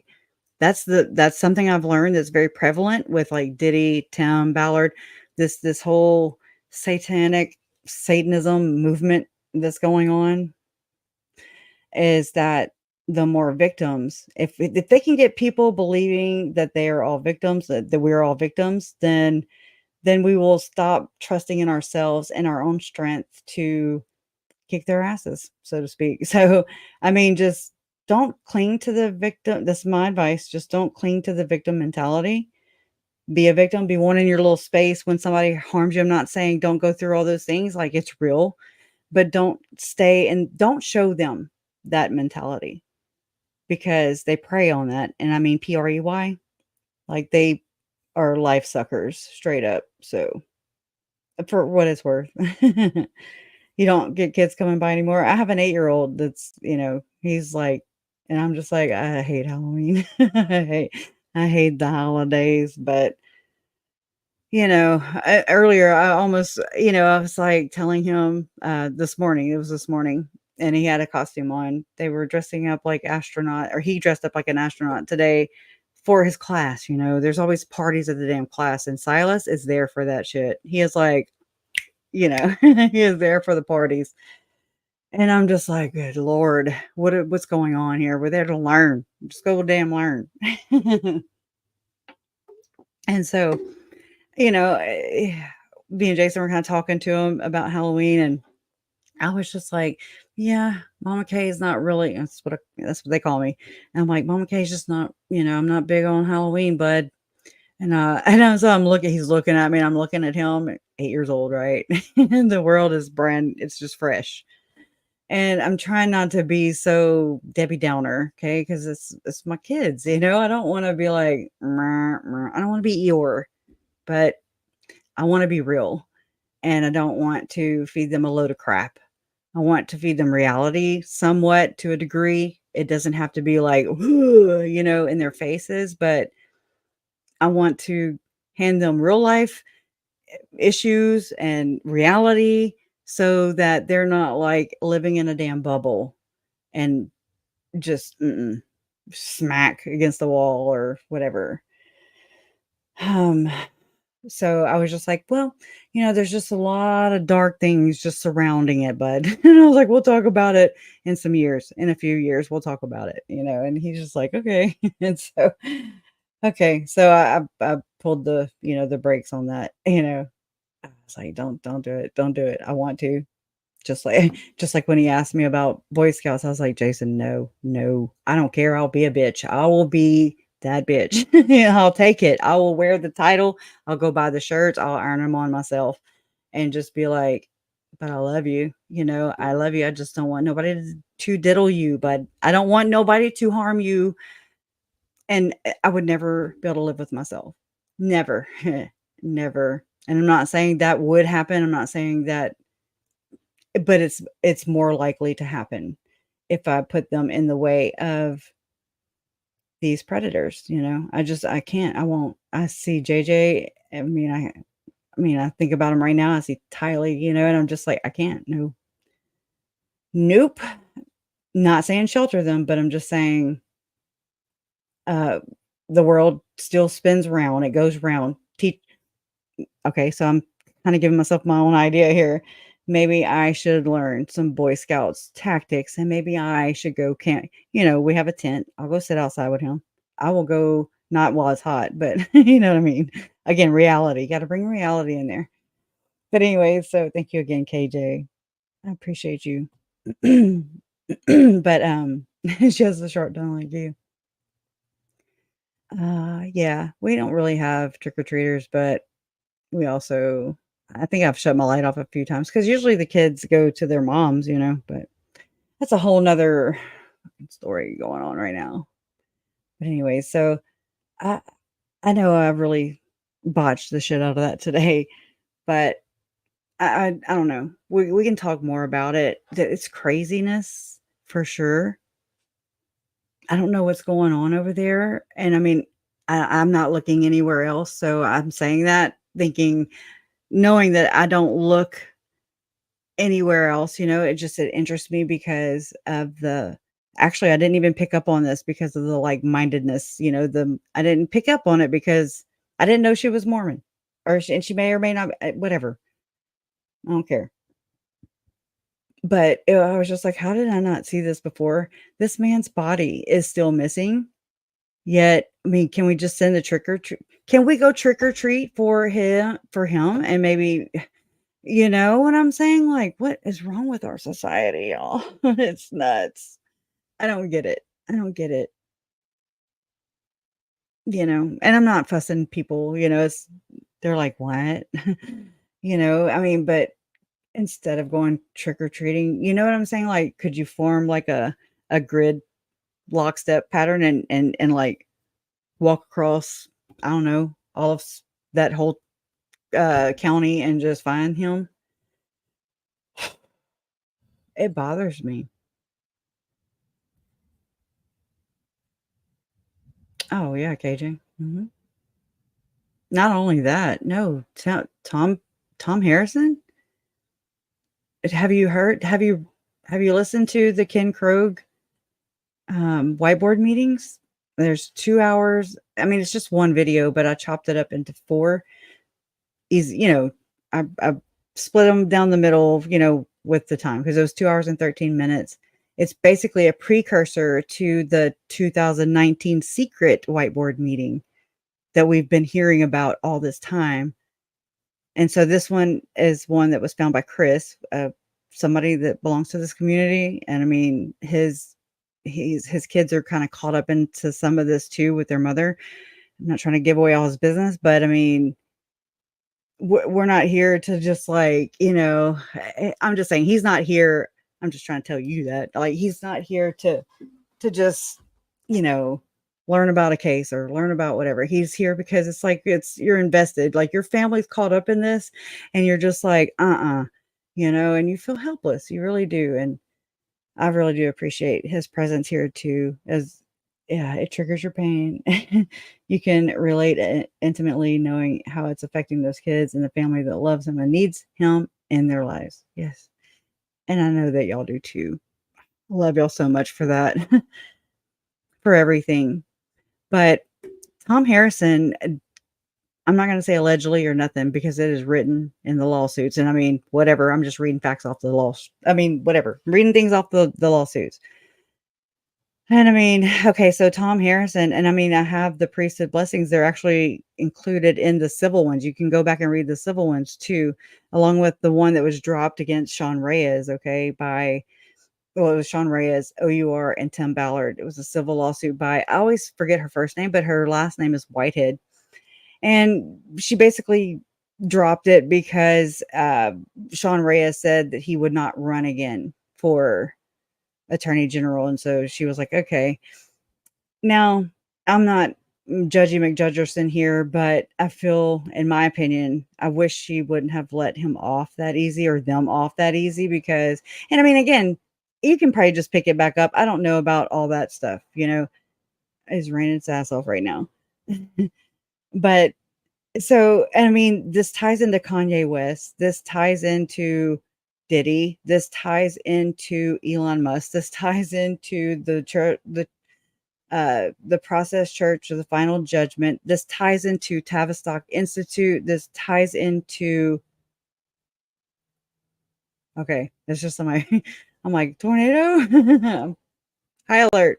And this ties into not just Tavistock, but the Levitt Institute, which, oh wait, hold on, I got one more. Crap. I mean, it goes into this whole trafficking ring. Epstein, I've already tied it to Epstein. I've already Kanye West. It's alleged that Kanye West gave Sean Reyes a leather chair to sit in at this secret place. It's not secret, but it's just this place. It's called Max Place, and it's in Salt Lake City. And that something along the lines that that way that Sean Reyes can meet with members once they join this club, and then they can talk to Sean Reyes while he conducts business meetings. I don't know what kind of meetings. Okay. I'm not there. I don't live there. Just, I don't know. Again, I'm just kind of adding, of course, my own flair to it. But yeah, I guess, I mean, what's his face? Fundy Fridays had done a video really good and deep into these lawsuits and like just some really good coverage of Tim Ballard and this whole operation, just like Glenn Packard, just like Goel, just like, and this ties into Gordon Bowen, this ties into David Hamblin, this ties into for sure David Levitt, who's tied in directly, and he's on video and he's admitting right in plain sight, just like a cult. OCCULT implies that it's right. It's in plain sight. Everything that they do say, the dog whistles, the shot calls, all the things that they do. I watch these people like they're birds and they migrate. And I'm just like, okay. And I do all but tag them. Okay. But I'm just saying, I mean, it's a movement just like anything else. And I mean, they move, they're very predictable once you figure out what their end game is and how. And you're like, I wasn't looking for it. I was just like, holy shit. I just wanted to know where Chad and Lori's damn beliefs differed from their damn church. That's all. I just came here for some little answers, right? Just a little family member of some members of my family that are victims from this movement, Tim Ballard's movement. It's tied in directly to it from the beginning. It just has. I had a dream in the very beginning before the kids' bodies were even found. While they were missing, but after my Uncle Charles was murdered, and I call it a dream, but it really wasn't a dream. But my uncle, whatever. People can pick on me. I don't really give two shits. You know, I just whatever. Um, but they said that there, and it didn't dawn on me when this registered or whatever, when this thought came to my mind, that their deaths would uncover something far more dark and far more sinister. Those aren't my words. I'm just now getting better at formulating those kind of words off my tongue and articulating them here to you.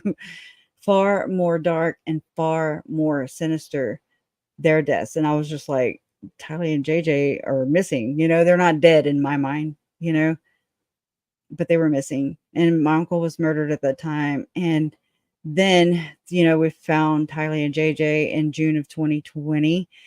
And all this stuff happened with Jason in the hospital and just all the rigmarole, all the hurricanes, and traumas and the trauma tour 2020. We had the Rona.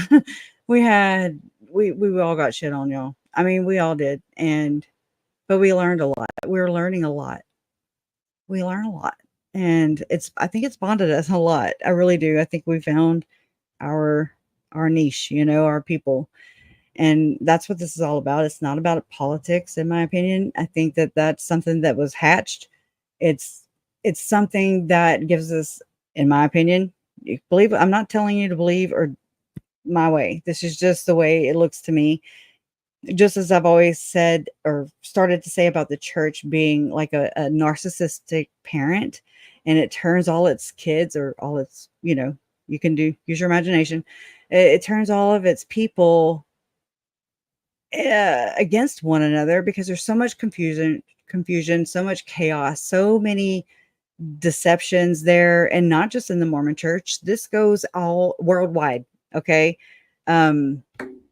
These people are equal opportunity exploiters, and that is the name of the game. It's all about exploit. It's all about deceit. This is what they do. It's all about, shattering the root chakra and or earmuffs, trigger warning, or violating a person or a child or someone via rape, shattering that person's soul. That way they can suck the damn energy out of you. They get off on this shit. It's not about sex, though. I know, money, power, sex, right? It's about power. It's about power. It's about power. Money, you can grow that shit. You can print that shit. It's money, but these people are beyond that. Okay. In my opinion. And they are, in Mormonism, they call it the United Order or the New Jerusalem. They call it,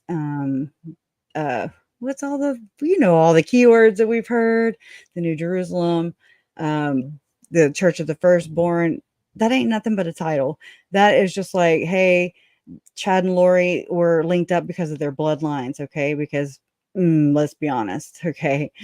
That is the whole business of the LDS church. Okay. Is all about matching bloodlines and, making sure that the white and light, whatever, delightsome make it through. It's that whole Aryan type, brotherhood, white power, in my opinion, very, very scary, Nazi-ish, Third Reich. I'll probably have my channel jerked any minute, but it's the New World Order and Bush. I mean, do your own whatever. I'm not. Again, this is crazy. I know. I'm right here with you, but I don't care.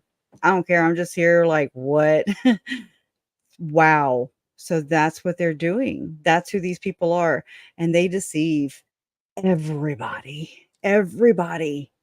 And then all they do is just reinvent themselves, And I thought about like Diddy being in prison, and I'm like, well, he's probably turning tricks out and, in the damn prison, from prison, And I mean, these people are above, and they're propped up a lot by us because we love psychopaths, right? We do. The book just said it.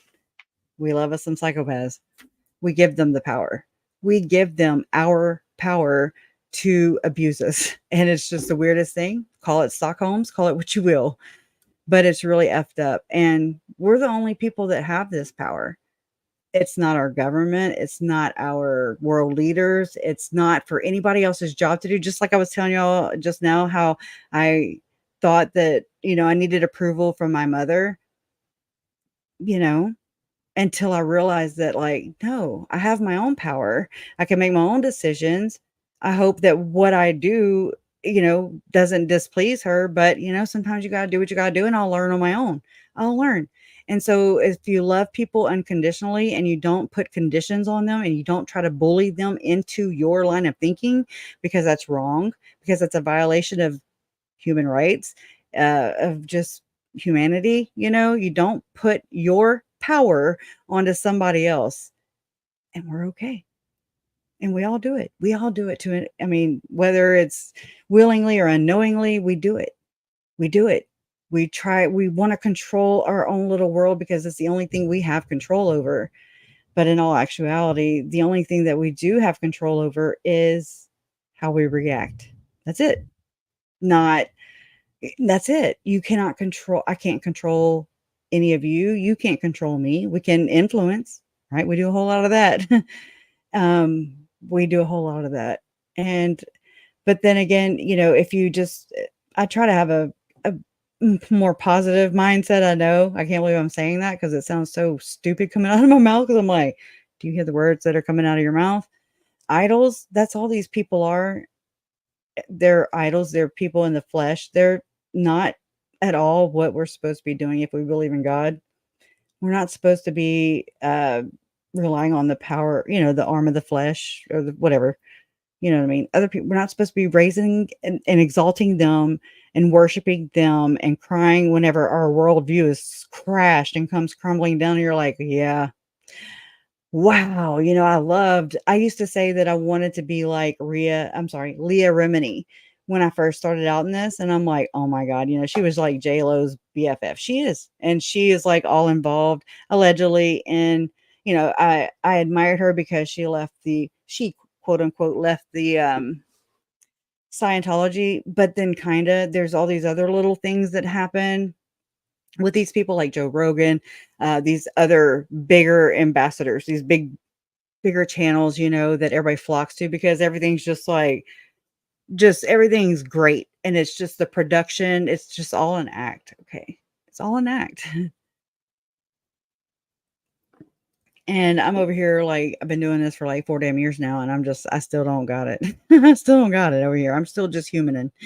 And I make mistakes a whole hell of a lot. And it is what it is.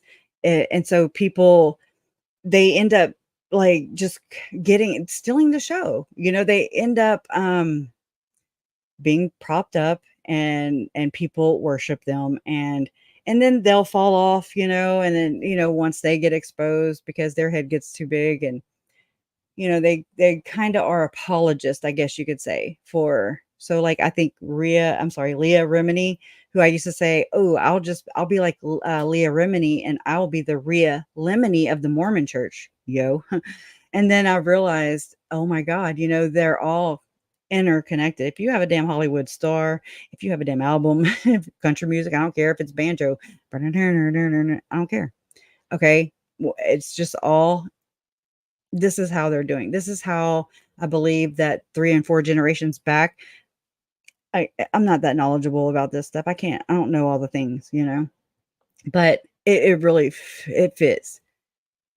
I'm really good at reading the room, so to speak, and then backing out. Like I can look at the big view of, I guess, the world, and just kind of like, huh, that's interesting, because I mean, that's kind of, anyways, I didn't even know I had paid attention to this stuff until all this stuff happened. And I was just looking to see where Lori and Chad's, I'm like, why are they calling them a cult? Why are they, how, I want to see a cult. I want to see a cult. And so my perception, my understanding of what a cult was in the very, I'm telling you, this is my temperature at the beginning. This is my touch point, was when I looked at Larry. Uncle Charles was still alive. I heard cult and Uncle Charles was talking to my mom and I was like, what? And so me and Larry broke away from their conversation, my mom and Uncle Charles, and we went and sat down right there. We just, right there at Summerall House where you went, KJ. And, so it's wide open. And so they were at the bar. And so me and Larry just kind of broke off and went and sat in the living room. And I was like, like Charles Manson cult, like this is my understanding 5 years ago, 6 years ago. And he was like, yeah, I guess, he was just, as far as a cult goes. And I was just like, well, he didn't kill anybody. Ignorant as the day is long. Okay. Ignorant as the day is long, because I did not know enough to even, whoa, shit. You heard that? God's not happy. Actually, he is. He's raining on my house right now and growing my grass. But I didn't know anything. I did not know enough about that to even make that comment. Like, I should have just shut the hell up, because I had no business commenting on that, because I didn't know enough. But my understanding in my own little bubble world at that point in time, before this whole shit hit the fan, before life as I knew it changed forever, and has, oh my God, it's been like light speed. Okay.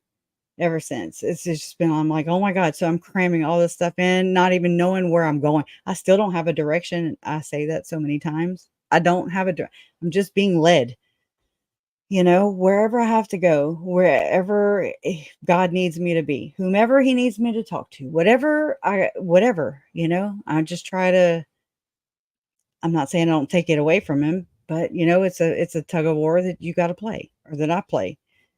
And, there's a lot of times when we're selfish because we want to control our own little environment, right? Because we're so scared. We're scared. We're hurt. We are, we are damaged. Um, we are abused.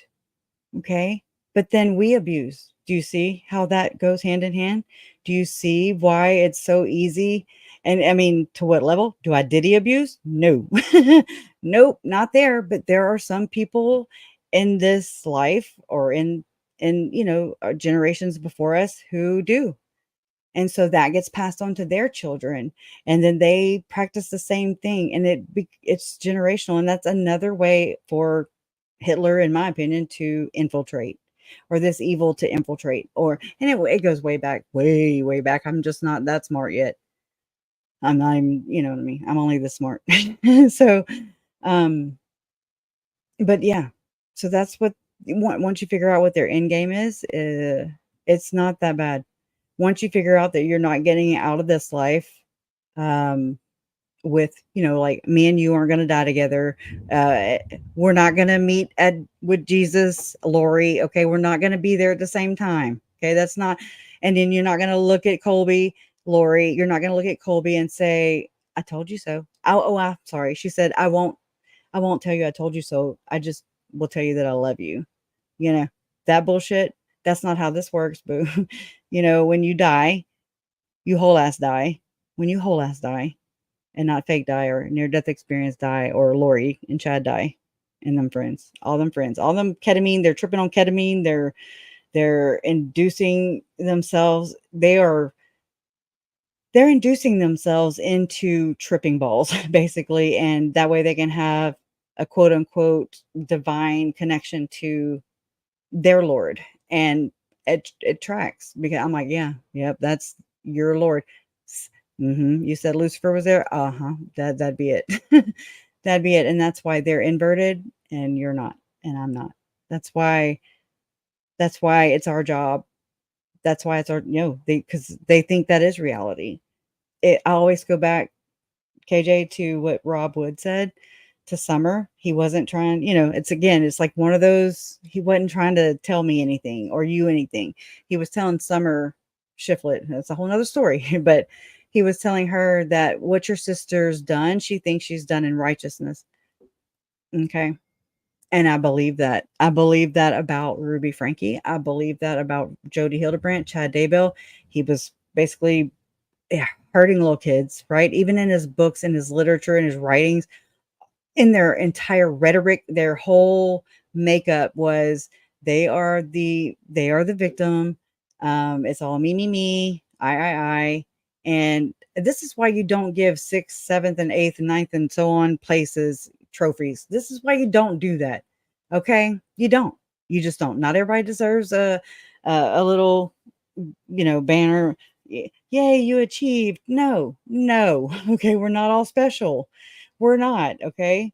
And then we need to be okay with that. It doesn't mean you failed. It just means that's not your niche. That's not where you excel at. That's where, you know what I'm saying? Like, don't put me in a math situation because we'll die. But I mean, I have some common sense. Okay. That's not so common anymore.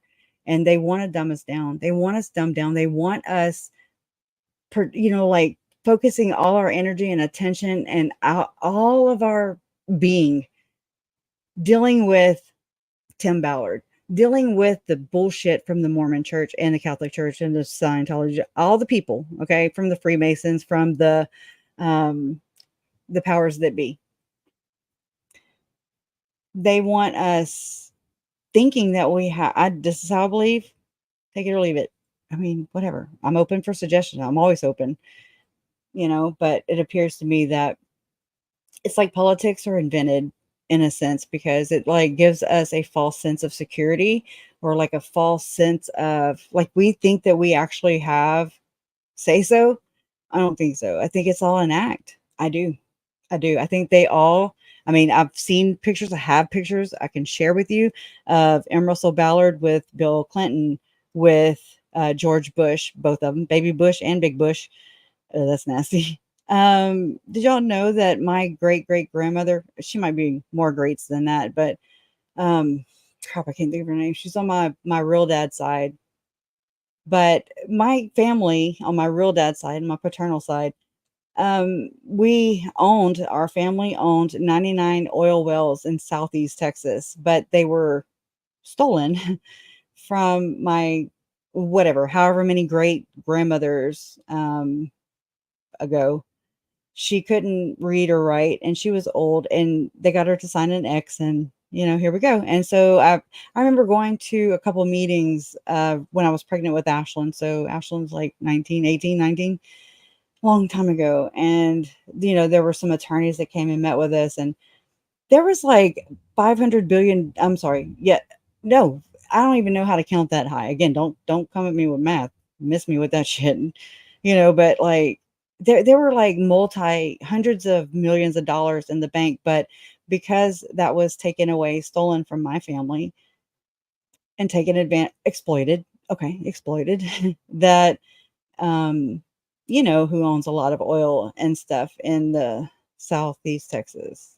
I mean, use your imagination. Powers that be. And they will rip you off and take advantage of you some way, somehow, all the ways, all the how. But only if we let them, because we look at other people and we want them to respond the way that we are responding to them because we are human. We have that. We're empaths. We have compassion and emotion and feelings. Okay. They don't. They do. They look at us and they're trying to figure us out how to, Joseph Smith us or Tim Ballard us or M. Russell Ballard us or all the people, okay? Just all of the actors. They've said it so many times. They do it in our faces. They wave it in our faces. They taunt us with it. It's just like with, I can go on and on and on. It's just like with East Idaho News, with Frank Vandersloot, with the billions of dollars. He controls that whole, or let's just say he influences, in my opinion, allegedly. Because he likes to, they don't like when people, they think that this is criticism. They think that this is, he's not being fair, and it's just like, you know what? It must be a really privileged spot to be up there. I mean, I'm all about working for it too. I'll dig ditches with you. I'll do everything with you, but I will not take advantage of other people. I will not take advantage of other people. I will not step on them or, it reminds me of American History X where put your teeth on the curb. You know what I'm saying? Like people kick people when they're down and that's some bullshit because it really sucks being kicked while you're down. It sucks being the one that's down and everybody just shitting on you, you know? I know from experience, but I'm not bitter. I'm not like, haha, I don't want to one up you. I don't want to come back and I don't want revenge. I don't want anything. I just just do you, I don't have to be around you, I mean, that's okay. It's okay that we don't agree. It's okay that whatever, but we can coexist. Okay. Cause we're human and we don't go murdering our husbands. We don't go, flipping out. Okay, we be civil. We be civil and treat others the way that we want to be treated. It's very simple. We complicate every damn thing. We complicate everything and we want to control everything. Okay. But we're the ones being controlled. And we're spending all our time, energy, and everything on all the powers that be. And they're laughing. The church leaders at the Mormon from the Mormon church, they go and meet with the popes, because there's more. They go and meet. I mean, I wonder what the stories are, because it's not about religion. Okay, no, that's just the method in which they control, in my opinion, allegedly. It appears to be hypothetically that they use religion, they weaponize it, they exploit everything. So just they exploit it. Okay, they exploit it. They find a loophole. This is the whole soaking thing. Okay, oh god, but on speed. So, and I mean, it's been going on since the beginning of time. It's been going on since the beginning of time. And so that is the only way Satan can work in this, as far as my understanding, is that he can never create, he can never um, be equal to God. He can never have the same, glory and everything as God. Okay. He can't. Now, however, he is the master deceiver, and he can, he can dupe us. And I mean, I think that he has a lot of help, if you know what I'm saying. And this is that whole demon in the corner thing. This is the whole possession thing. Whatever it is, they believe in it. Whatever it is that's going on in all these circles is that they believe that they can put a demon inside of a dog. Best Friends Animal Society. They believe that they could put a demon into a person, a kid, a child. They believe that. I believe them. Why? Because they're evil as shit. Why? Because Tyler, Charles, Tammy, JJ, and Joe aren't here. Why? Because they got.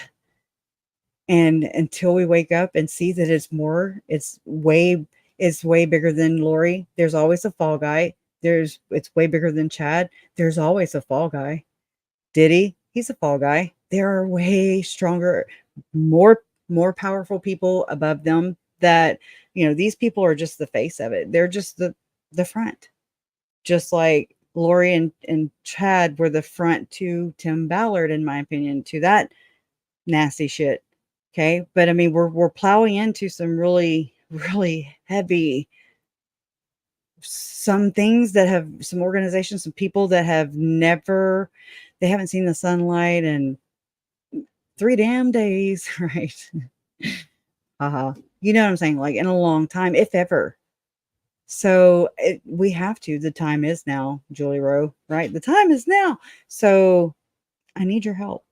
This is where, I mean, it's like empowering me. It's energizing me to see how this is taking place in Diddyville over there in Diddyland. And then I know that at the same time that they were investigating Diddy in that whole, because there's a bunch of people. Okay. I don't give a shit. I don't want to know celebrities. I don't care. I don't care. I just want I want it to at least, go to a slow roll, you know? And because if not, they are accelerationalists, and they are, I mean, I was watching Dutch Sense last night, or Duchesne, or whatever the channel is. He's the only guy in the world who keeps up with all the damn earthquakes and shit. Did y'all know that? And I mean, publicly. Publicly, I'm sorry. And I mean, so go subscribe to him. I've been watching. At first I was like sus, and I would read the comments because I'd be looking. I found the channel through Julie Rose YouTube channel. I'm like, I was watching all of them, y'all, because that's what you do. I've been over here being quiet. Well, whatever. You know what I'm saying? Not quiet, but careful.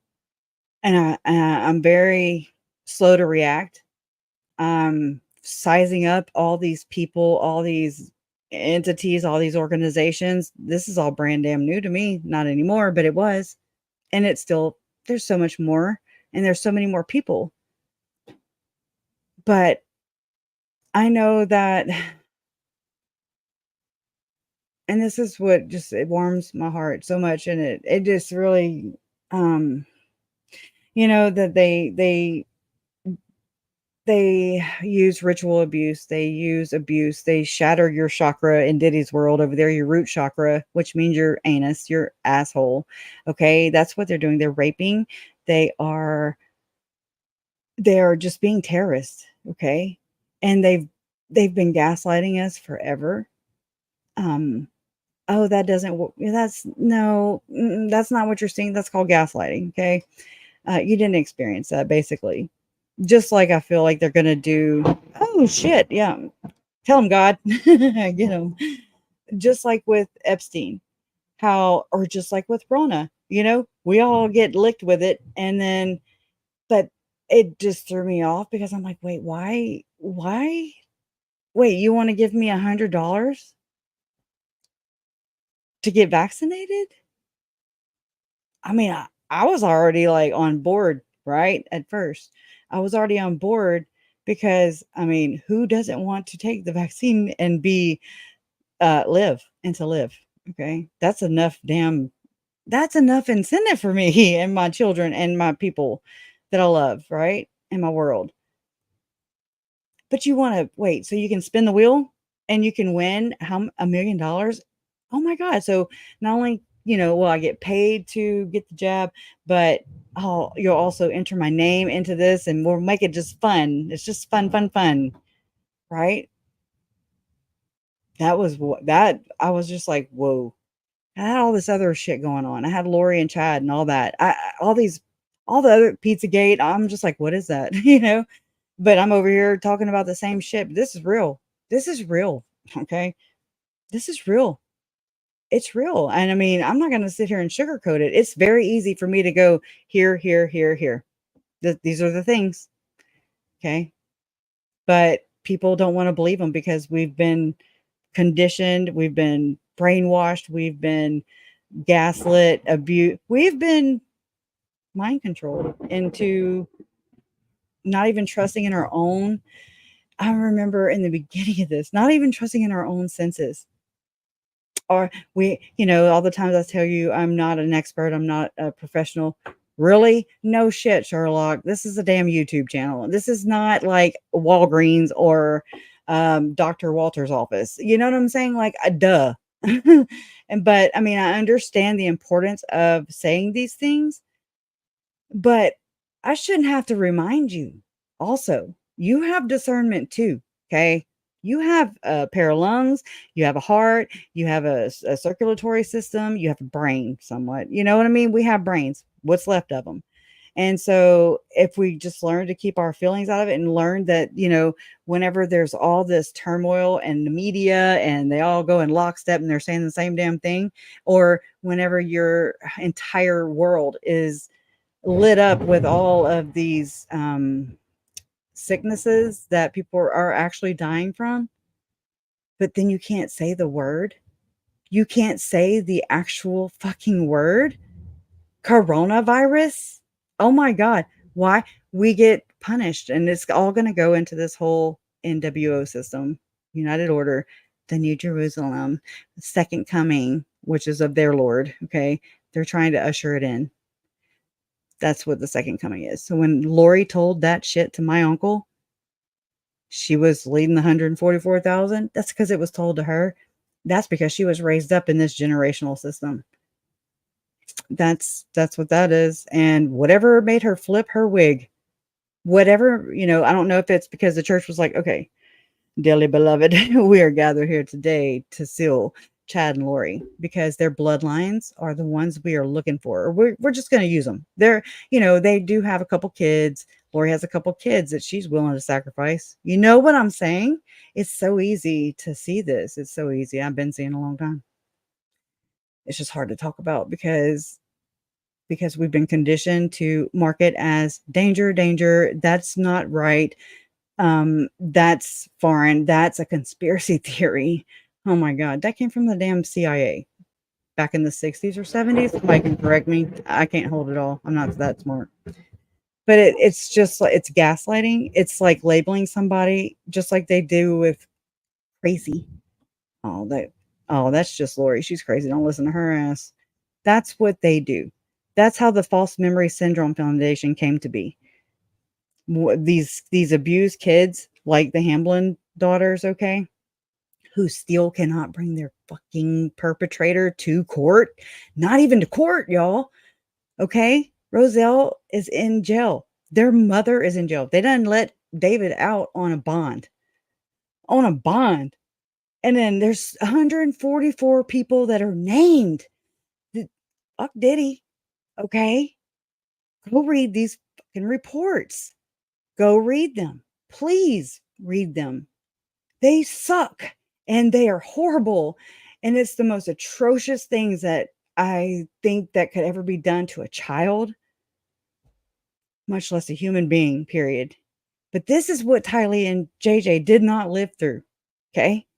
They do some really sick shit. They have human hunting. They have human hunting. I know it took me a really long time. I was like, what the what do they do? Guess who went hunting for big game and won't turn in his receipts because him's a Sean Reyes. Okay. Went big hunting, was shooting semi-automatic, automatic weaponry, whatever, from a helicopter, from a fucking helicopter. Who really? Oh, that's really over the top, it's just not enough to just go shoot you a squirrel or something and just be, wear your little orange vest like the rest of us po folk. You know what I'm saying? Mm-mm. This dude gonna sit in a damn helicopter and shoot his machine guns out the damn helicopter. What do you mm-mm. And they all happen around these national parks, y'all. I think I have to check myself on this one because Abby and Libby, whatever. I have I know, I mean, I already know what that is. And with all respect, it doesn't, just like I've been trying to work on my mom a little bit to, and I mean, I get it. I get it. I get it. I get it. Because Lori did some really fucked up shit. And it hurts. But what about the rest of them? What about the rest of them? Because they were in on this too. They were in on this and they're protecting other people. You know what I'm saying? They were thrown to the wolves and then it's like they throw them out there just to see how they're going to do. Nobody's going to, they don't care. It's all, Tim Ballard told Celeste Borges, we're going to have so much shit on everybody. We're going to drive them into silence. What the fuck do you think Diddy is doing it allegedly? What do you think this is? It's blackmail. And it's like, you have to play their game. You have to sacrifice a couple kids, maybe. And then you get exalted and shit in this life. You get promised things, but they're getting duped and they're duping other people. It's the weirdest, craziest, most psycho thing I've ever seen in my entire life. It's like, what did I walk into and what? Where's the baby lotion? Where's the baby oil? You know what I'm saying? Where's the GHB? Because that's I mean, it's in this damn lady here, Jennifer, whatever. And Matt Johnson. I mean, she's charged with having GHB. That was in JJ's system. I don't believe that the medical examiner brought that up just for shits and giggles, And I'm too scared to go back. I don't think that we don't know about Tylee. We don't know because she was in such bad, you already know. Where's the rest of her? Where's the rest of her? And I don't think it's funny. I don't think it's by accident or by design or divine that Crossroads is this alleged non-profit that's wanting to exploit. One can look at it if one really sees through all the bullshit of how this works. Oh, we're doing it for the kids. We're doing it for Jesus. We're doing it for the greater good, Look at Guardy Marty's dad. This remind me of, don't worry about my son that was kidnapped, allegedly. I don't think that should even happen. Or, maybe he was sacrificed, in my opinion, allegedly. I don't know. One could hypothesize. But Guardy Marty's dad to say, Yes, No Marty said, and he was the bishop at the church where his son allegedly got fucking kidnapped from in Haiti. Where, anyways, where all the damn apostles go, where they all go. They all go. Why? Because they go to disasters. Why? Because they cause them. Why? Because they can. And why? Because we let them. They're psycho. And so, um, but we hold them to office. We sustain them. We trust them because we think they're like us, and they're just actors.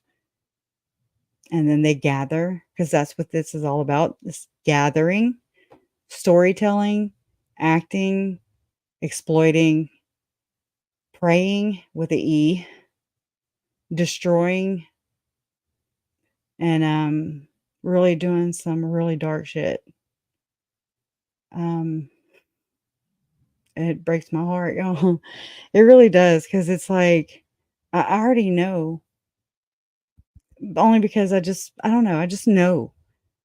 I I don't. I mean, I don't know. I don't control the world. You know, I don't control. I don't have the. I'm not. I don't have all the answers, but I feel it in my soul.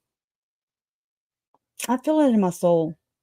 And I know that we're not just left here, just to expire, and just become soil, um, and just or reincarnate. I know that. I believe in a higher power. I don't know if it's a man, a woman, if it even has. I don't know, and I don't try to figure it out either. Whatever source is, I know that's the good I see in in the world and fellow humans. In this case, when we're looking at the worst shit ever and facing the worst things ever that no other family should ever have to live through, endure, face. Okay, just I feel like I'm staring in the most, like, in Satan's mouth. I'm just like, what the but it's like, I'm not here alone. Okay.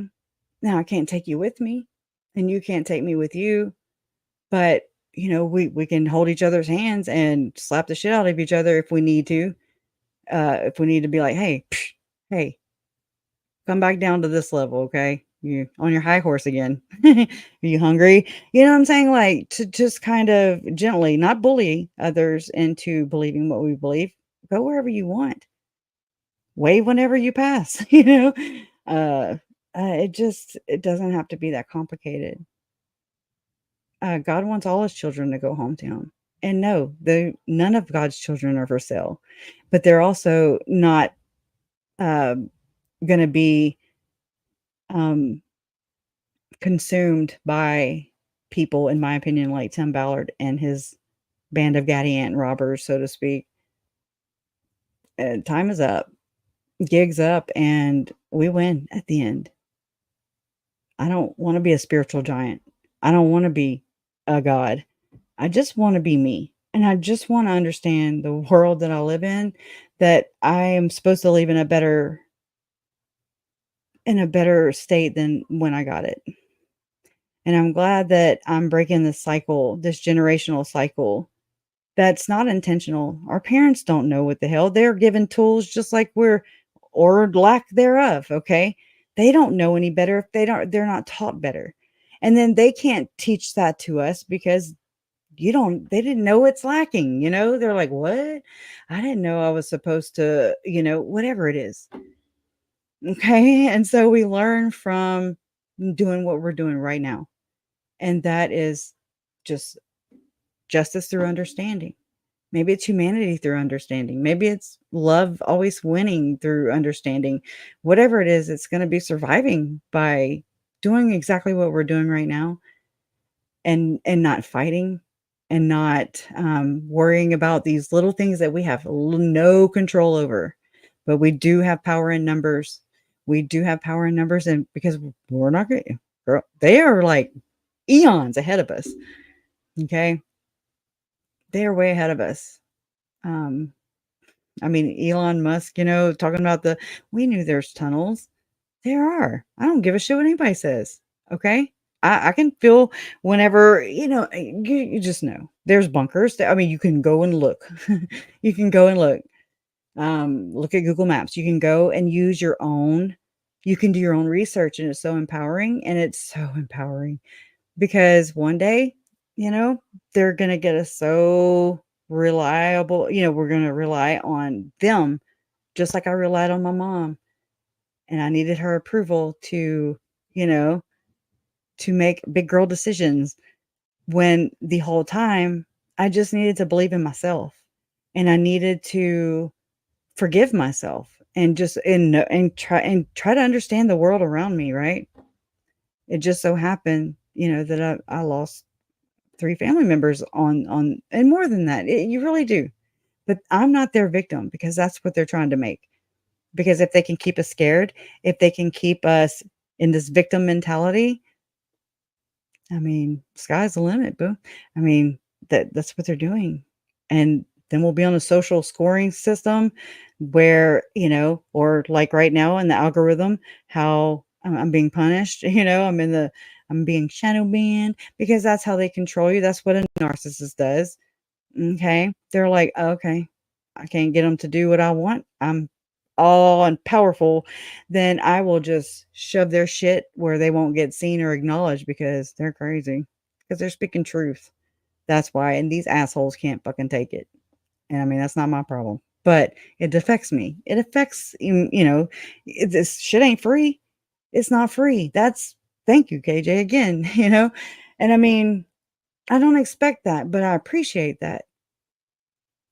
But then yet there's millions and millions of dollars being donated and funded into Operation Underground Railroad, the Sphere Fund, to Tim Ballard's pocket. I'm sorry, not just to their pocket, but it goes in one and then it goes to another organization and then it goes, it's like a an MLM kind of, and then they send it overseas and it becomes Iran Contra type shit.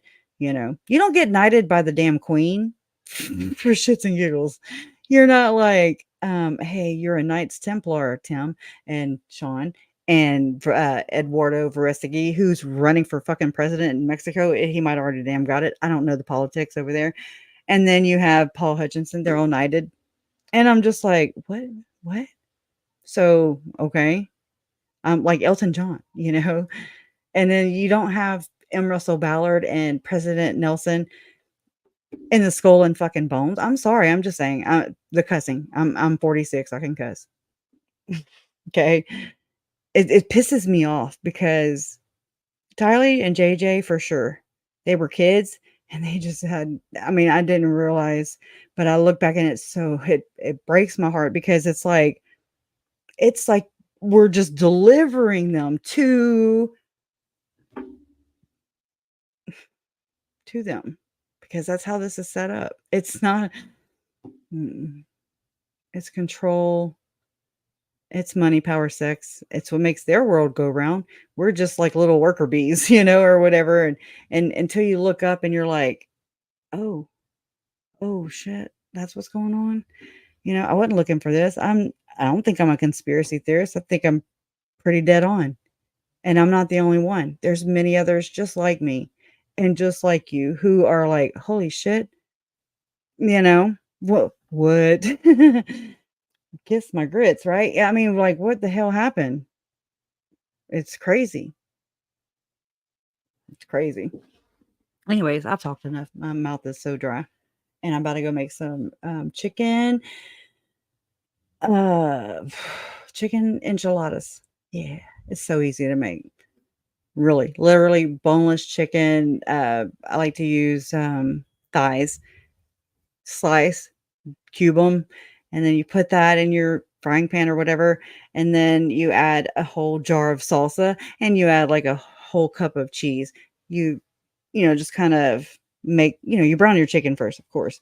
You can put whatever vegetables you want in it, and then your cheese, your salsa, get it all gooey. Then you slap that into a tortilla or whatever. Yeah, tortilla.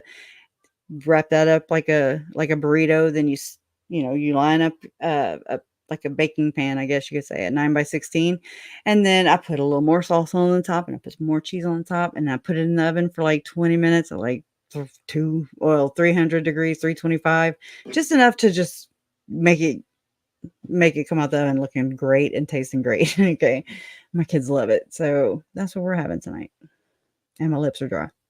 My lips is chapped. So anyways, I know I veered way the hell off, but it just come to Jesus meetings is what these are. And it's getting a lot easier to talk about because I mean, I can picture it all day, but to sit here and to tell it, it's just like, I don't, I feared like, okay, well, I won't be able to, um, be a voice, for Tylee and JJ and Uncle Charles. Okay. If I, it's like I have to tell two different sides of this. There was Court TV that contacted me while I was at Lori's trial, Julie Grant, okay? And I'll have to find that message. It was on Twitter, in my DMs, and I was like, "Well," they asked me, to interview me or whatever, and I was like, "Sure." But I gave them the option because I'm not an asshole. Or they're tools. They're tools. Those outlets, these things, this is a tool. And so if you use it like they want you to use it, then you get rewarded, you get boosted, you get big, you grow. YouTube daddy's like, woohoo. And then it's just like, you know.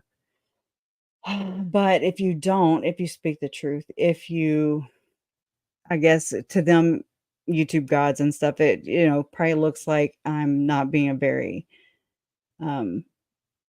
I'm not being a good little mind slave, like I'm not listening and I'm being a little rebellious. I'm calling them out, so to speak. Whatever. They think everything's about them, right? But I'm just saying, like, the keywords, the hashtags, they all go hand in hand. This what the hell this is. And so I get punished. And so if I get punished, then anything that I have to say that I've learned through all this, the difficult research, all the things, right? We have what, 29 people in here? So you see what I'm saying? The message, it's a double-edged sword. So it's like, okay, well, what do you do with it? How does one go about this? Because I really put a lot of thought in this all the time. How do I tell this? How do I warn others? How do I tell everybody what's going on and what went into this? Everybody wants to know how the hell did that happen? Nothing ever happens here. You know? No, bullshit. It happens there all the damn time. We're just trained and taught and conditioned not to see it that way. Because, the way the legal system works. Well, I have an analytical mind and I have a legal mind. Well, you know what? I have just a damn reality mind. And it's called, okay, you just figure it out. Because the prosecutor's job, they can indict a ham sandwich, right? That's what the hell they do. And then they just have to, their job, and I respect it. I respect it. I have to learn to work around all these things that are working. And I'm like trying to figure all this stuff out. And it's really difficult. Yeah. I was just like, here you go. And then I was like, holy shit, I don't even know the world I live in because I've been living with my head up my own ass. Okay. Before this. But anyways, but the prosecutor's job in any and all around the world is to just convict the suspect, convict the one that's charged for this crime. And then I was listening to the Lifeboat, Tommy Schofield, and he was saying how, no, was it him? Or I listened to both him and Sean Atwood. They both served federal time. Again, I love people that that make mistakes. Okay. So did Jesus. We don't judge, okay? Because I'm no better than you and you're no better than me. Okay? Can we just, okay? We're not favorites. We're not special. And we are not getting out of this. We're going alone, okay? We will not pass Jesus with Lori. We will not, you know what I mean? That's not how this works, okay? So while we have each other, it's just like, okay, can we agree that we're equals? Okay. All right. Boy, girl, white, Puerto Rican, Chinese, all the things, okay? I love all people because you're my brothers and sisters. And our Father wants us all to go back to him because he doesn't have favorites, okay? And that's just how this works. So we have to do this teamwork, and we have to, in a way that Jesus and God and all the our source, okay, the way we resonate with, our own souls, okay, that moral compass. It's just like, whatever's pushing you, driving you, gives you, uh, I'm not saying psychic, I'm just saying intuition. God gave me intuition. I'm gonna damn use it. Okay. I'm not gonna sit here and allow them to dumb that down.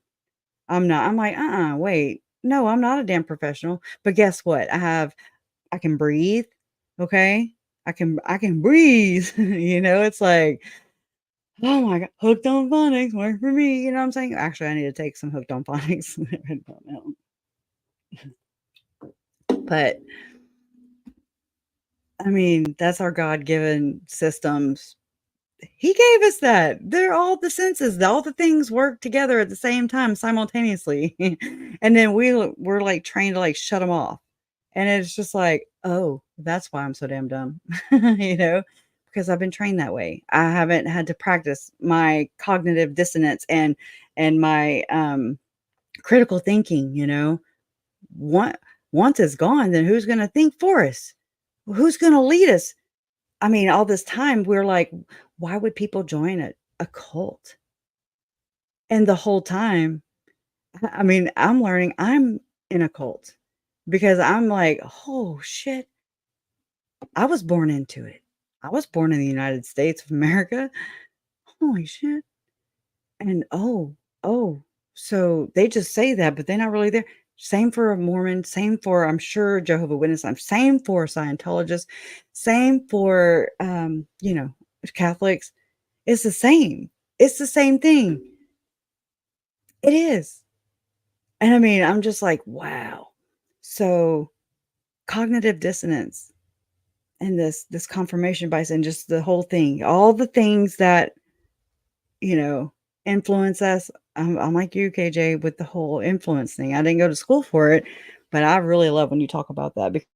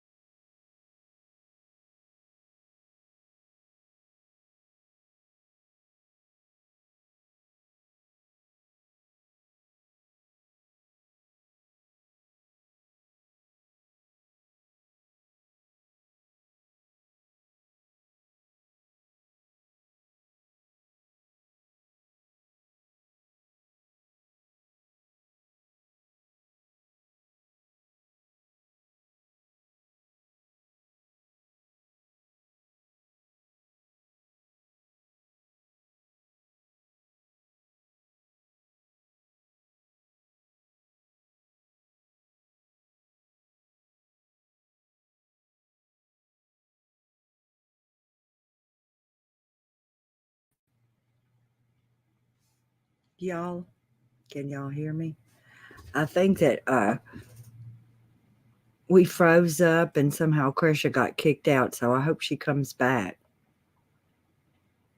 Because I'm still here, Krisha.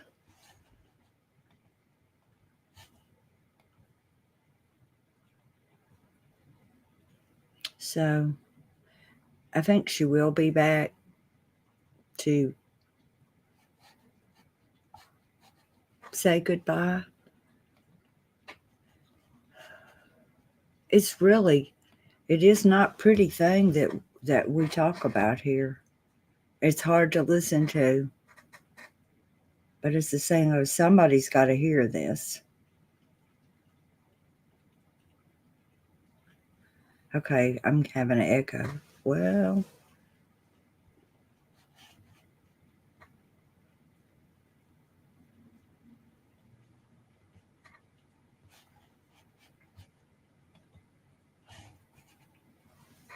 So hang on and let me see if I can call Krisha.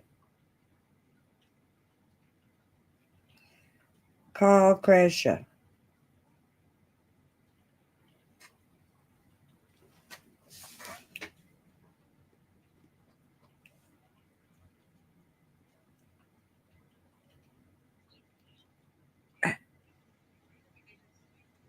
Okay, well, we're still on. Can you get on? Okay. All right. Okay. That's fine. Okay. Bye. So Krisha said that their power went out and she lost power, but it's back on and she's going to come back in. So her power went completely out, and that's why it it froze up on us. Yeah, that was something, wasn't it? I wondered what had happened. She said she's trying to get back in right now. So she probably had to wait till her computer came back up, and that the internet says hey to the other part of the internet. Yeah, that all takes a little time for her to get back on. And yes, these stories keep coming over and over again. And I don't know if what we gotta, how can you get between all these things that have happened and all these things that are gonna happen? I don't know. It's a hard trick. For sure nobody wants to listen.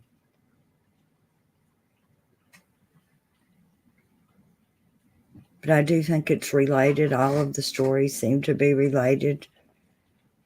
And if it's just related through the dang devil, then it is that way too. But it's not a simple thing for sure. Here she comes. With New Orleans on my back. I'm just being. Y'all, I mean, it's thundering and lightning outside, and it's like eerily quiet right now. It's like thundering. It's like really, like you can feel like the pressures change, and I'm just like, it's probably about to get really shitty out there.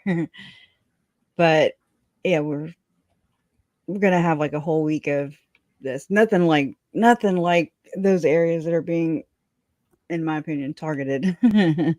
Not by God, but by things that we're not supposed to know about. um, those affected by natural disasters, because I'm not saying that. I'm just saying these things happen, but it's supposed to be by God. However, we all want to control. Anyways, so I'm glad I'm here. I'm glad I was like, well, okay, that's one way to shut her up. Everything just shut down, and I was like, well, damn. I was about to go anyways. Well, I'm going to back out of here, but I was going to have to leave to go get my son in just a minute. It just happened that I had not left yet. Yeah. So I saw you calling. I was like, yeah, oh no. I'm putting time out, Uh-oh. All right. Well, I'm going to back out. We love all you. Be careful, okay? Be careful, everybody. Anyways, I'm ready for it to be cool around here so I can have some good hair days, and I got to go get a haircut. So it's too thick. But anyways, that's all I have for y'all today. It's just a whole bitch session of real world. The real, I don't know, difficult research is what it is. It's a lot. And I feel like it's a public service, like, what the hell's in my hair? I feel like, I mean, I don't need to write a book. I need to just write a bunch of PDFs or something. I just need to basically put my Canva app, because it holds a lot of these important things that I've learned along the way. And y'all know I'm not organized, but along the way, because the way that app is set up, it forces me to label things. And so they're semi-organized, and it's, to the people who are looking for the things that I've found and am finding, you'll get it in your own time, however far you're supposed to go into this, whatever route we are going, whatever we're vessels, we're vessels. And I'm one of them. And I mean, I'm just honored to be right here with you, wonderful people who, we're just crossing paths. We're vessels. We're trying to figure this whole. We're just trying to figure it out. You trying to learn how to adapt to, like, well, okay, what do we do? It's survival. It's just like you're sizing up. I didn't really know what I was sizing up because I don't think of these people as my enemies. I didn't, although I don't think that's reciprocated. I think that, Tylee and Charles and Tammy and JJ and even Joe and many more are on the receiving end of this because we don't think that way. We don't think like they think. Okay? So we like put all the things that in our heart, all the feelings, all the emotions, that how we perceive people, how we respect people and expect them to treat us, but it's one-sided, you know. Um I'm not saying that those things can't happen. Yes, but I mean, I'm just not willing to continue to be their punching bag. I'm not willing to continue to let them prey on my fucking family. I'm not willing to allow them to do what they did to my lineage, rape my people, my ancestors. I will kick their asses. I'm not even playing. That bothers me more than anything. They can shove those 23andMe's up their ass sideways and then, whatever they got to do with them, whatever makes them happy. Okay. And I mean, no more at the expense of my people. My family's blood was spilt for their cause, and I'm damn well going to use it. I'm like, they paved the way. That's my blood too. Okay. So it's like, no, they didn't mess with the wrong person. But I mean, that's not like my attitude is like to come in here and kick some ass. I'm not like trying to call anybody to the mat. I'm just like, what? Who do you think you are? But then I realized, along the way that these people aren't like me. These people don't think they like me. They don't feel like me. They are just actors. They're exploiters. They're master deceivers. And it's just generational. This is how Satan infiltrated. If you look at it that way. If not, I mean, there's just a right and wrong. It's not black and white. It's not right. You know what I mean? There's a way to treat people and then there's not. And their way it's so exhausting. And again, it's just like, in my opinion, um just a major narcissist, psychopathic, sociopathic, raging machine or whatever this is, okay? And I'm just like, what? And I think a lot of us are waking up to that and we're like, holy shit, this is real. And it reminds me a lot of the war in heaven, or a battle of good versus evil, right versus wrong. um Call it what you will, label it however you gotta label it. I'm just saying, I am not gonna allow these people to continue to prey on my family.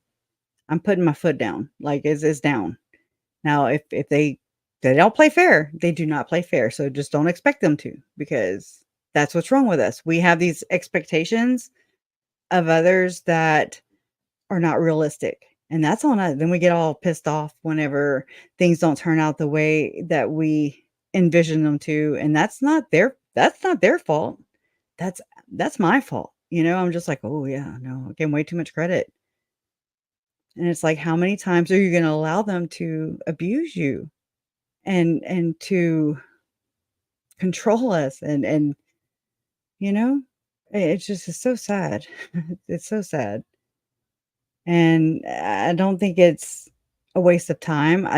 I'm like, what the hell am I gonna do with all this knowledge or whatever? I just try to figure out their behaviors. Like, how do you bob and weave around this thing, you know? And again, you don't even I didn't think I'm playing a game, but we're playing their game. We're nothing but pawns because that is what this is. Just like in Lori's world. Or if you're, come from that kind of background, with your parents and that upbringing. This is very triggering. And I think, there's a lot of you who are like, "Oh yeah, it makes sense." And that's what this is. Some of us, may never become aware of this, and that's sad. I feel like they're using these systems, especially the religious ones, okay? I don't care. They don't care what you believe. They don't believe it. I mean, but they use it. It's a means um, to further their cause. But I forget their little saying because I always say it backwards. Uh, it's kind of like what Gardy Marty's dad said. Well, I would rather, because they so-called allegedly, purportedly, I don't know, some hypothetically, maybe this one time saved Tim and them, Ballard, OUR, saved some children, and Gardy Marty's dad's like, well, if I have to sacrifice my son, and no, you chose the wrong fucking words, because a parent, I'm an aunt of JJ. I'm a niece of Charles, and I'm a step cousin of Tylee. And I'm like, oh well, it's just good that those three be, sacrifice, so that all of mankind, so that these other kids can. What are you saying? That doesn't compute for me, and I'm just like that. That's not right. Something's off there, and I've been trying to pinpoint it, and I'm like, I don't know. And I go back and forth with this because I'm like, I would have never wanted to be looked at like that. Tylee and JJ are missing, and oh well, we'll just give up and better luck next time. But it's good for the rest of your little people, like you don't sacrifice first off, okay? So just miss me with that shit. Okay. Move around. That doesn't make sense. You don't leave any of these kids behind. Or you don't maybe set it up. Maybe you don't be part of a scam. Maybe you don't be fraud, committing fraud and deceiving other people, because what you put in, that's going to come back to you and it's not going to be pretty. So that's all. I don't believe in all that. So that just doesn't feel right. It doesn't sit right with me.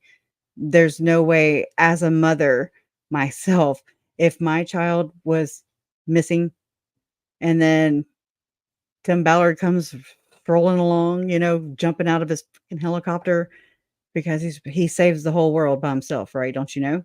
He's like what, 4 foot tall? Anyways, um, no, that's not how this works. No, that's not realistic, and it's not how this works. It's just the public perception. It's how the narcissist presents themselves to us. It's how Lori presented herself to me, because I wasn't looking at her like that. I wasn't like trying to dissect her, and just figure her brain out. No, so I just, whatever. Okay. None of my business. You know what I mean? Like, I'm not okay. But then it makes all the sense in the world now.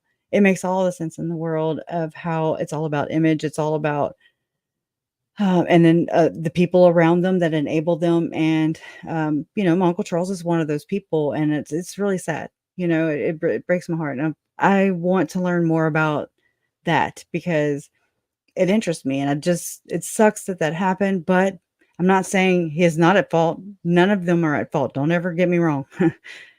I'm just saying it still is the reality of it.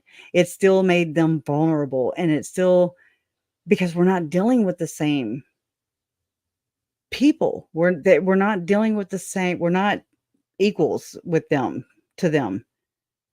Not that we don't see them that way. It's just that they don't see it that way. They're superior. We are below them, and we owe them the world, and we exalt them. And just like that chick I was reading about earlier, the Utah wife, Jennifer, you know, she told her lover that she killed her freaking husband. Woohoo.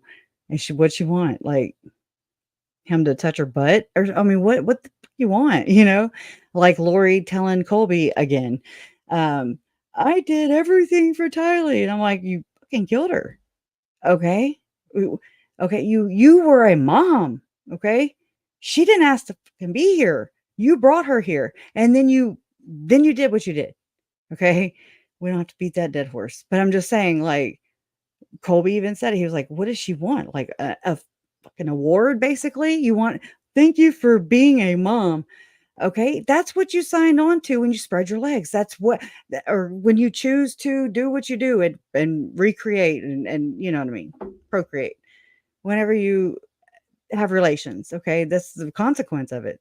If you know what I'm saying, like it can go all kinds of ways. But so it's just like, no, honey, that's not how this works. You do it and you don't expect anything out of it because you're doing it. You're supposed to be doing it because it's what you want to do. It's because you want to make this world a better place via your child, that you were blessed with, that was a gift to you. You don't go and murder them. Okay, that's not how this. That's very not right. So, yeah, Lori, you go back 10 lives. Okay, you're negative 10. Yes, yes, KJ. We've exchanged a little bit before, and I've never had anything like what happened to me. And I don't even want to say it on here because I don't even remember it all because it was so crazy. I say crazy because I don't know. I don't have the words. I'm not a wordsmith. Okay. It's not me.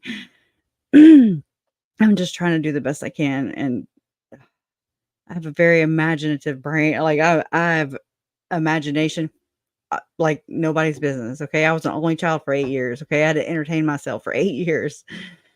Um, so I'm very good at envisioning things. Like I can picture things. When people talk, I often miss what's being said, the next moment or the next moment or the next moment because I'm building shit. Okay. I'm just like, uh-huh, uh-huh, uh-huh.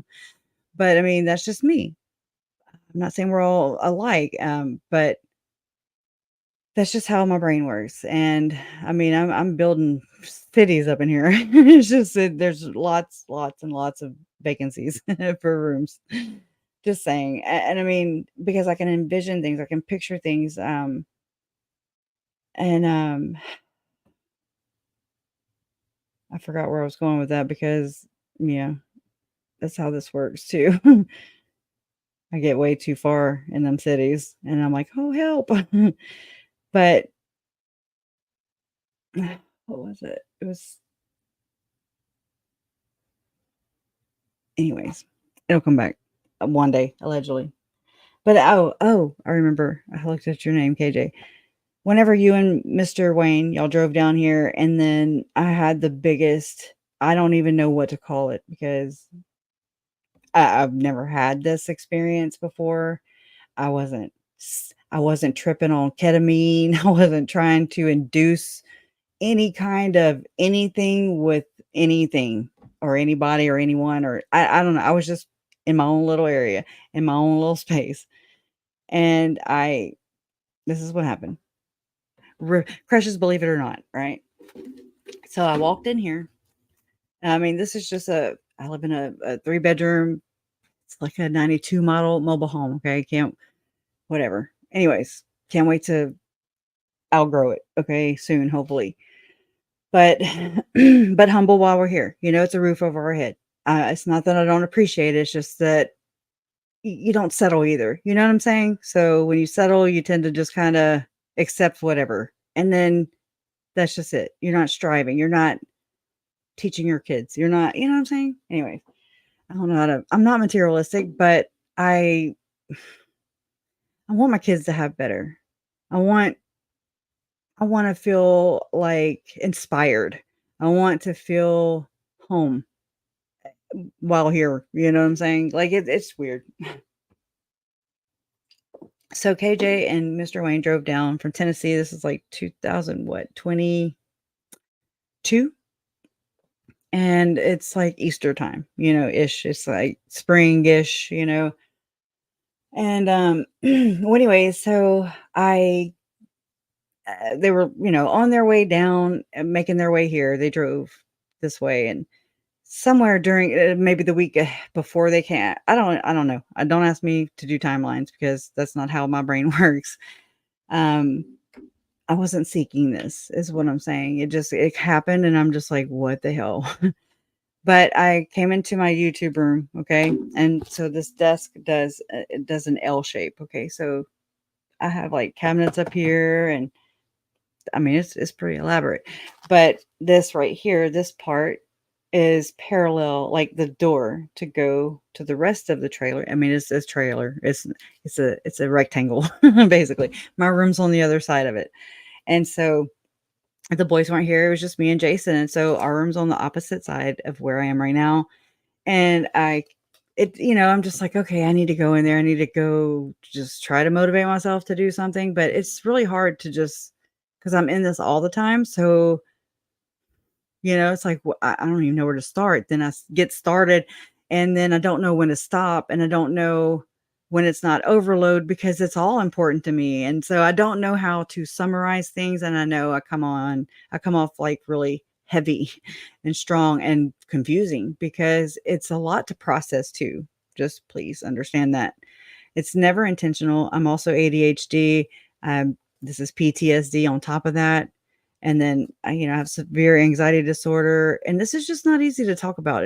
I'm being vulnerable, and I don't expect anything from you guys. I appreciate the fact that you are here, lending your ear, lending your time, and being here. Yeah, murderer, she wrote. A Rombo. Glad you're here. So I came with my binders, and right when I was walking, into the room, and so I have to kind of go around to, be right here. And so I'm facing my door, and there was something really, I don't know. Again, I'm not Zalema. I'm not claiming to be a prophetess or a nothing is. Okay, I'm just here. I'm just a vessel, and I'm one of God's children. Okay, and so I'm very intuitive. I pick up on things. I can read the room. Sometimes I just don't. Just depends. It's not intentional, but I mean, I watch people's faces. I can understand. I can understand. It's like I know how to navigate around it.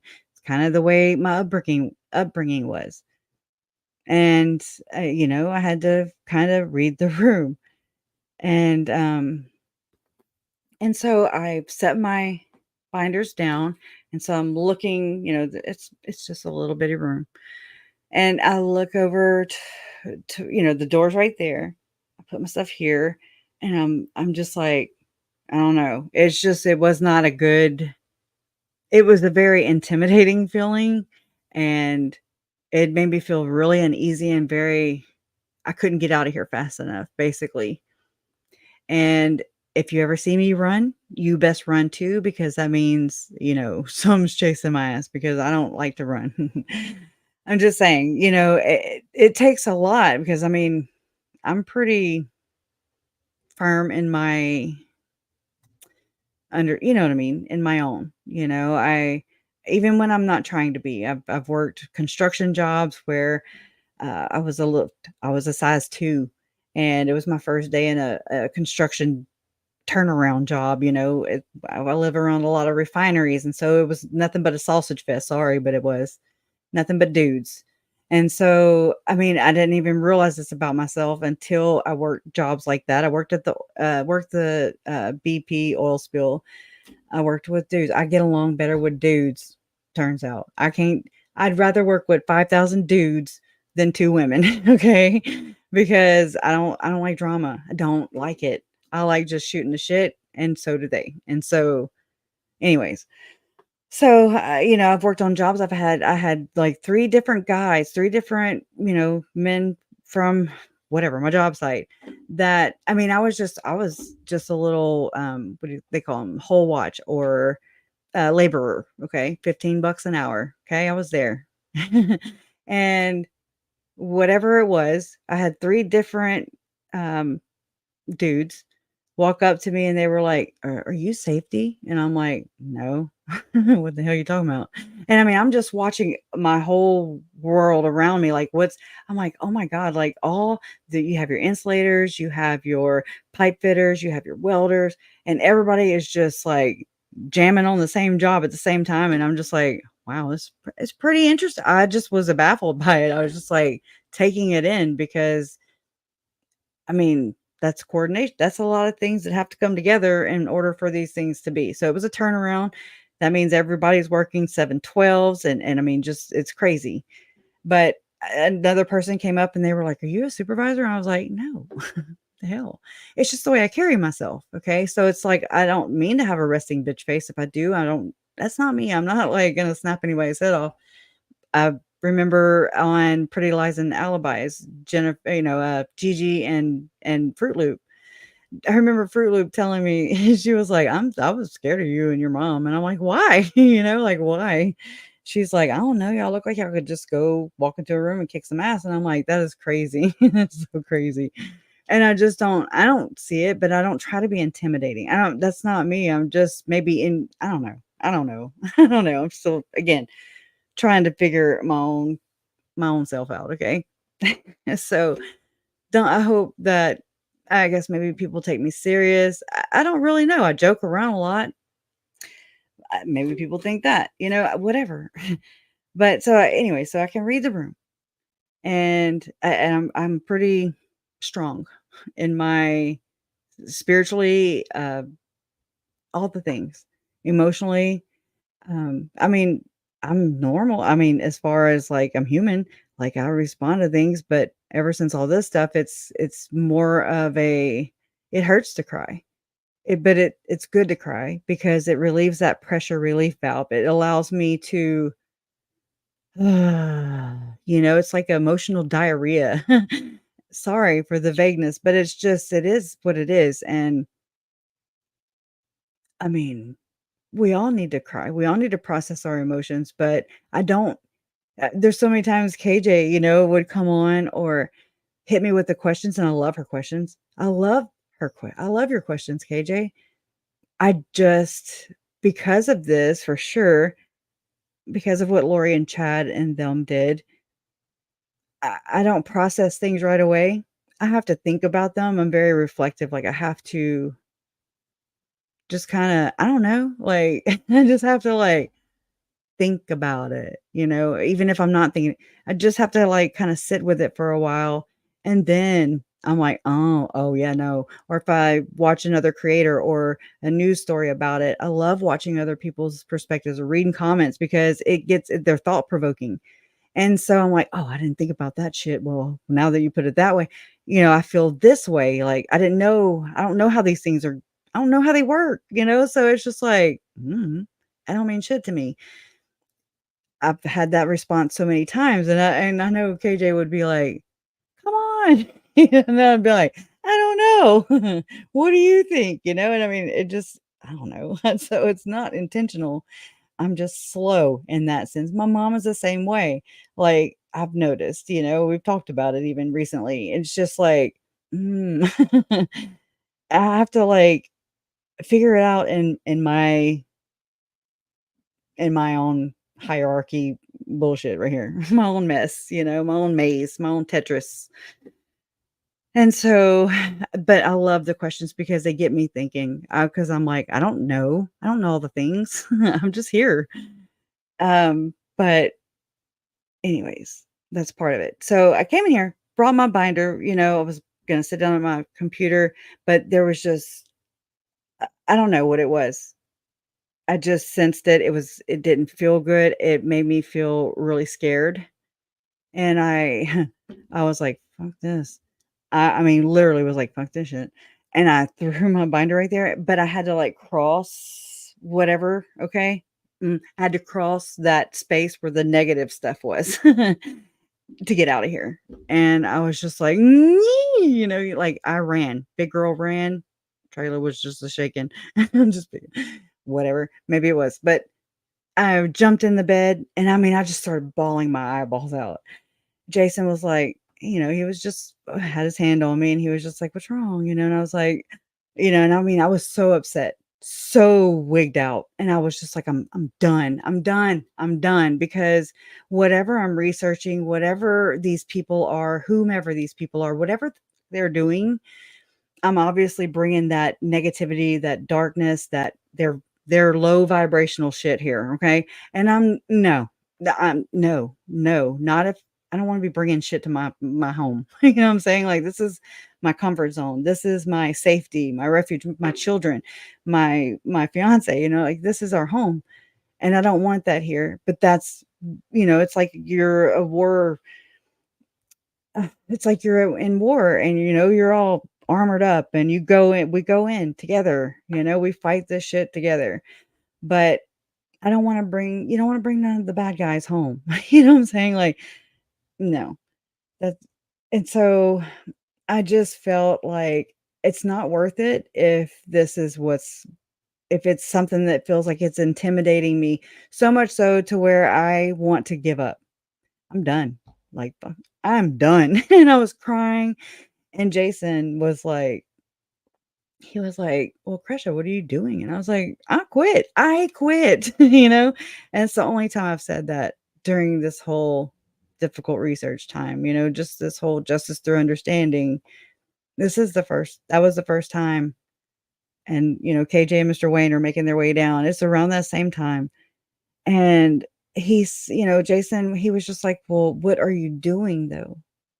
Why do you think that they made you or it or whatever energy is real?" Okay, can we just say that energy is real, right? Or news, yeah. Oh yeah, freak off. They all are. If they have a damn celebrity star or a country album or whatever or hip hop R&B, yeah, all of them to some degree or another. In my opinion, that's just how it goes. I'm just like, I don't want to be famous. I don't want it. But so I don't know. He got me to thinking and he was like, "Well," I was like, "I just feel intimidated. Like I'm done." And again, I don't want to go too far into it because people are different and weird or think I'm weird, and I mean, I don't know. I can only tell you what I experienced because it was real to me. It was real to me. And I mean, there's light and there's dark and there's high vibration and there's low vibration. As above, so below, these kind of things, this Mother Earth, this, you know what I mean? Like everything balances somewhat. Sometimes we got too many shitheads on one side. And we're like, hey, you know, more positive. Please stop being crappy. But I try to surround myself. I try to think positive, like, as I don't want to be too negative because then, me and Jason, especially with him having his strokes and everything, it's very easy to slip into a depression when both of you are here, like this is my job and he's on disability. So, but we're here. And so we're looking at each other and we're vibing off each other basically. And so when he's in a pissy mood and mad at himself or being hard on himself or vice versa, when I'm being hard on myself, whenever I'm in a pissy mood and I'm just like, I don't even like me right now. I'm getting on my own damn nerves right now. Okay. So it's not a you problem. It's a me problem. And I'm so sorry. I'm just going to be to myself. Okay. I need to put myself in timeout. Those kind of days, well, I mean, you feed off each other. So whenever we're in a shitty mood, then, the kids are in a shitty mood. Then everybody's just like, boo, and then everybody's in a depression. Then, I mean, it's just all, and it's hard to dig out of that. It's hard to dig out of that.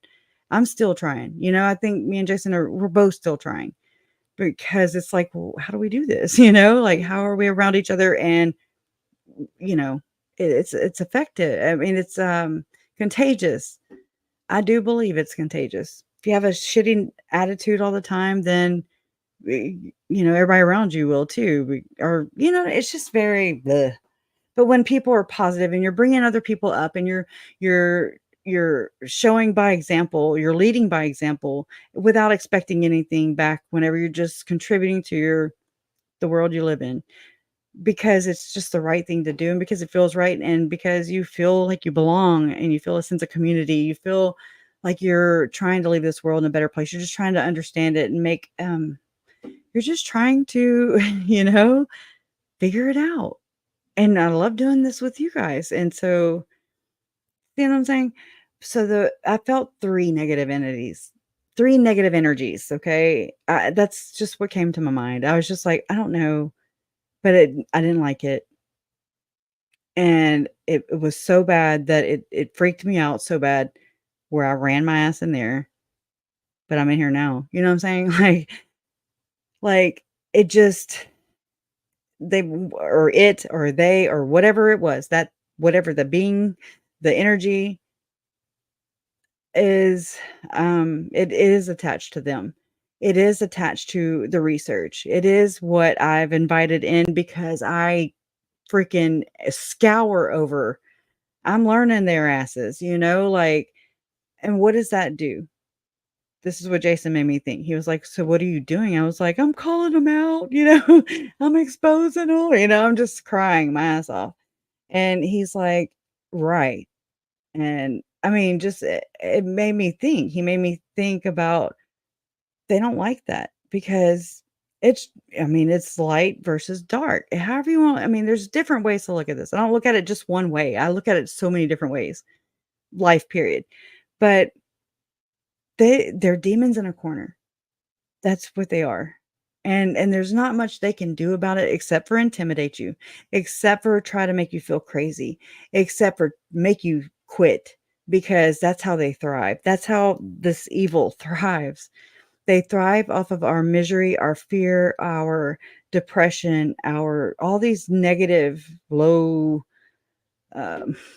low vibrational, I'm saying it, um, thoughts and moods and just this just victim. I'm just a victim. I submit, you know, I surrender. I'll just be your slave, slave stealers, whatever. Operation Underground Railroad. So, I mean, do you see what I'm saying? It's like, and so when he told me that, I know we're doing this right now, okay? Because, and I remember this happened. I actually, KJ, I think it was the day after because I remember I text you some of this experience that I had. I didn't know what to make of it. I still don't know what to make of it. I'm just like, whoa. I didn't ask for this. I didn't drop any GHB or ketamine, or I didn't have Tom Harrison putting his hand on my head, giving me a priesthood blessing, telling me I'm going to be the president and the future prophet of the Mormon church. I didn't tell him. I mean, nobody was ordaining me. Okay. That's what I'm saying. But that experience, I guess, provoked or thrusted me into this really, it was a gift. It still is. I don't remember all of it because it was so amazing. Like I can't really even put it into words because y'all know I'm just not a wordsmith, but I can envision it and I just know that it's like God showed me. I'm just gonna say it. God showed me. Okay, so make fun of me, do what you will. Okay. But God showed me that He showed me the war between good and evil. He showed me a scene, you know, if I don't know what else to call it, you know, where you're and not me, but there were other like beings or and I don't even know. Okay. It was just like I was awake. My eyes were awake. I was just, I mean, tears were running down my face, but I wasn't crying because I was sad or anything. Not anymore. You know, when Jason made me or got me to realize that I was allowing that darkness in. I was allowing Chad and Lori to win ultimately. I was allowing Satan to win. I was forfeiting. I was just like, I'm done, you know, but that's not how God made it. That's not how God made me. And I'm in his image, you know, and you are too, if you believe that. And um, we underestimate ourselves. We really do. And I mean, I was just shown, I don't really know details to even tell you. I mean, I want to find that text message I sent to KJ because that's about as detailed as it'll ever be. But I never could find it. It's like I switched phones at the time. You know what I mean? Just all the normal things that I'm like, really? I would love to see what what I sent to her because hell, I might have emailed it. I'll have to look. And because I wanted to tell her, but I didn't want. It's weird, you know. I mean, I'm not Julie Rowe, you know. I'm not Chad Daybell, but here they are flexing their little spiritual muscles, and they're controlling, and they are murdering, and they are R-wording. Not. I'm just saying. I don't know, but the people that the gatherers or the powers that be that go into this whole NWO system, that go into this whole new world order idea, this ushering in of their enslavement, basically. I mean, I was just like, holy shit, that's what they're doing. Again, that's their end game. Once you figure that out, you're like, all right, interesting, you know, because that's not how this ends. That's not how this ends. Evil does not win. Love does. God does. At the end of the day, at the end of my life, at the end of this breath, it doesn't matter whether there was an actual heart there and it was love that crossed the finish line, you know, literally crossed the damn finish line at the 5K race, whatever, in Rexburg that day where OUR sponsored, where Chad Daybell's company sponsored the race. that anyways, the weekend Tylee was murdered. Okay. It does not matter. It's at the end of the day that I did everything that I could within my power, within my life, that where I paid it forward, where I made it count, where I, you know, I guess I'm not good at this. Okay. It's been a long time since I don't know. It's so hard for me to put things into words these days. I used to write poetry. I used to be really good at writing, you know. I'm just like, what? It's so jumbly now because my brain is different because things happened. And that's the reality. The reality is that these things are real. The reality is that murder does happen. The reality is that people do use other people for their own gain, for their own advantage, and they enslave people, and they degrade people, and they humiliate and dehumanize and minimize and label people, and there's so many things working against us, but that's not what matters when you realize that there's this war going on. I don't know if it's still going on. I'm just telling you what I was honored, you know. I just am so honored. It was the weirdest thing, you know. I'm just like, okay, I see like versus evil, you know, and they're fighting each other, and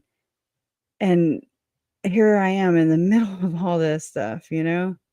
Not in the middle of that, but I mean, in my own fight, in my own understanding, in my own way through this journey with my family. You know, their lives mattered and their love mattered and them being here mattered, but for reasons that, you know, God allows, free agency if you're a Mormon, or free will if you are Catholic, or, you know, where you have that choice. Lori had that choice to, you know, make love win, or go and just snatch it for herself because she was offered this. She was around other people that have the same mindset.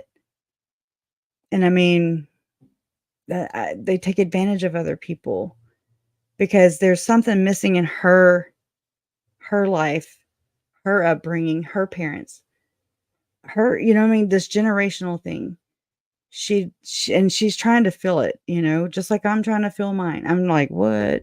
But first you have to realize that there's a gaping hole, there's a gaping wound, and you're just like, oh shit. Okay. You know, and you're trying to fill that void, and you try everything. I tried drugs. I tried numbing it. I used to think I was social. I was like, hell yeah, woo, and party, you know. And then I stopped drinking because I was able to. because I didn't want to do it anymore. And so I just stopped. I was blessed. I didn't have to go to any program or anything. I just was like, what the fuck are you doing? Like, this is stupid. And then I just quit. And then I started finding power, or just, I don't know, I just started learning who I was, like, through all this, and I started to forgive myself and understand my own childhood. A lot of this research has made me go there. And I mean, while I'm learning about these horrendous, horrible, just the most terrible ways of being betrayed, of being taken out of this world by people that you trust and love, you know, it's the moments at the end of their last moments, that's what haunts the shit out of me. I mean, I'm just like, that's the horror story for me. That's the Halloween, okay? I'm just saying it's real life, it's reality, and these things don't have to be. But this is how this works in my understanding, is that, I mean, these bad does happen. When people blame God, like Lori does, Lori blames, um, God, her God, okay? She blames. It's a whole different dynamic. It's a whole different. I'm like, yeah, no, that's not. I don't blame God. I don't expect God. If I walk out of this room and there's a brand new house sitting there with a pretty bow on it, I don't think that God just stuck it there for me. I mean, there's other things that I'm just saying you have to like want and do and try to achieve for yourself and your family, and again, for your posterity, for the world to leave it in a better place. And so, but if you give up on that, uh, and then you can't give up on your dreams and your hopes and love. Okay. You have to continue to build, to go, to make a difference in somebody else's life. And so I do think that God blesses me, but it's just like I don't know, it's so hard to put into words, what I mean by that. Hopefully you get it. But yeah. So I'll go back to this, but back to the negative things. And I felt intimidated. I wanted to quit. I did quit. I was just like, I'm done. I'm done. I'm not trying to drag any dark shit here. We got enough people. We got these assholes raiding my whole family, my whole lineage. Dark light, live, die, live, die, live, die. Mm-mm. That is so violating, and it's so offensive. Oh my God. That pisses me off. When Julie Rowe was sitting there talking, she's just a witch, okay? That's where I'm at right now with Julie Rowe. Y'all know I've gone back and forth. But I mean, she's just one of these characters. And so they can leave the church. They can leave the church. I've figured this out too. They can leave the church, but that doesn't mean they leave Satanism. That doesn't mean that they don't still meet up and have their little whatever, their parties, okay, their gatherings. They're still preying on the communities. They're still a rot. They are a cancer, and they're still getting away with this because it's never called out for what it is. Because there's so many differing opinions. There's some people believe in God, some people don't. Some people are like, there's no such thing as evil. There's no such thing. I mean, it's just like, can we just get on the same?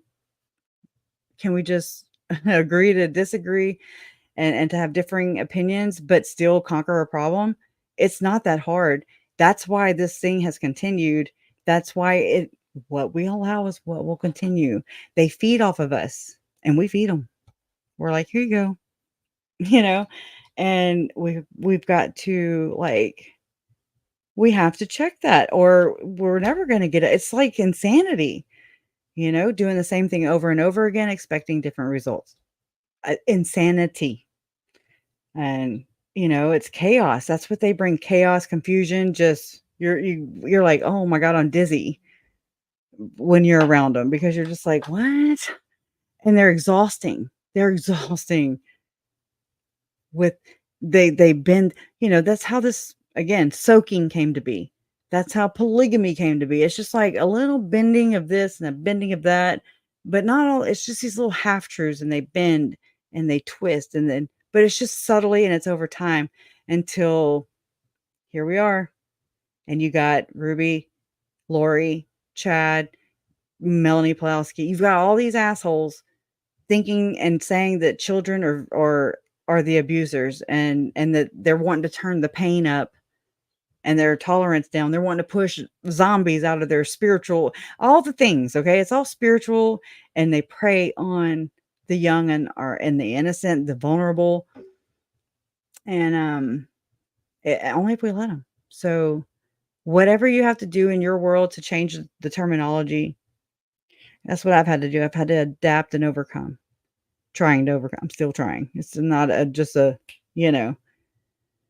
I'm trying to learn how to, like, I can talk about Lori and Chad's case. I can talk about it mainstream, so to speak. I could go on a mainstream news program. I'm never invited. But anyways, I could go on a Dateline. I could go and I could just talk how they want me to talk, because if not, you get shut down. They don't say what you have to say. For whatever it is. There's so many things that factor into this. It's not just, oh, because the media. It's not just, oh, because of politics. It's not, oh, it's all the things. It's all the abuse that we're all trying to, like, muddle through and just be like, what the hell is this? What is this? It's nasty. And it's just time to cleanse that. And it's time to let that shit go. And it's time to stop being so divided.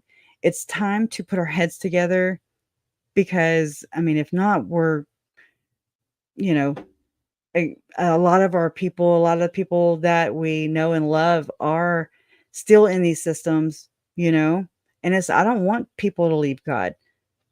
Those two things shouldn't be tied together. A religion and God, you know what I mean? Like that they don't go together. Okay. That's invented.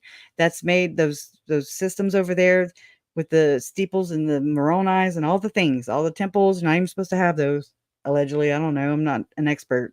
I don't try to be. I don't try to control people. I don't have my own secret society in a temple. That's what Jason got. He was like, "What the hell you think a temple is?" And I was like, "No shit. Hello, you got your card? Because you have to have one to get in. Secret society. They're doing it in front of our faces." But anyways, it's what it is. And I'm not trying to hurt anybody. I'm not trying to. I don't want to take over your church. Please trust me. That's the last thing on my list. I never ever in my life was like, you know what? I'm gonna get me a damn church today, and I'm gonna run that bitch, and I'm gonna be a damn prophetess. And what? How special do you think you are? Like, anyways, it's just like a non-issue. It's like, what? Again, there's so many layers to this. You have that's the flying monkeys, basically, and they don't really know what they're not like, they see people like me as an anti-Mormon, or someone who is a pedophile. If you're Tim Ballard and you're just calling his shit out, okay? Then if you're not for me, you're against me. So you must be one of them. And so it's also a dog whistle to call everybody else that has the like-minded belief, that it's just like, what'd you do? And it's just a bunch of flying monkeys, and everybody's just, oh, well, so and so said this, and so, it's just it's a shit show. It's chaos and it's drama, and I don't do it. Okay. I even and I do want to share this with you guys. And I need to go. I know I done came back resurrected and everything. Just picking. But I I do get aggravated. I do get aggravated. I'm human. Again, I'm not perfect. But you guys help me stay grounded. You guys help me feel like I'm being supported, propped up, even shielded, sometimes. I mean, it's just, there's so many layers to this. There's so many different things, and we're all embroiled in this, our own kind of spiritual battle, so to speak, of just trying to expose, and they're just pushing back with the semantics and all, and the court hearings and the death penalty, all the things, you know. And I'm just like, good Lord, it's so complex, but it doesn't have to be. It really, so I'm gonna make it as easy as possible. You don't have to do mental gymnastics when you just look at it for what it is. Do your own research. You don't have to believe my way, and I would love to hear your way. Okay, I would love to hear how and I love hearing. I do. Y'all share. We share here. Okay, because we are a community.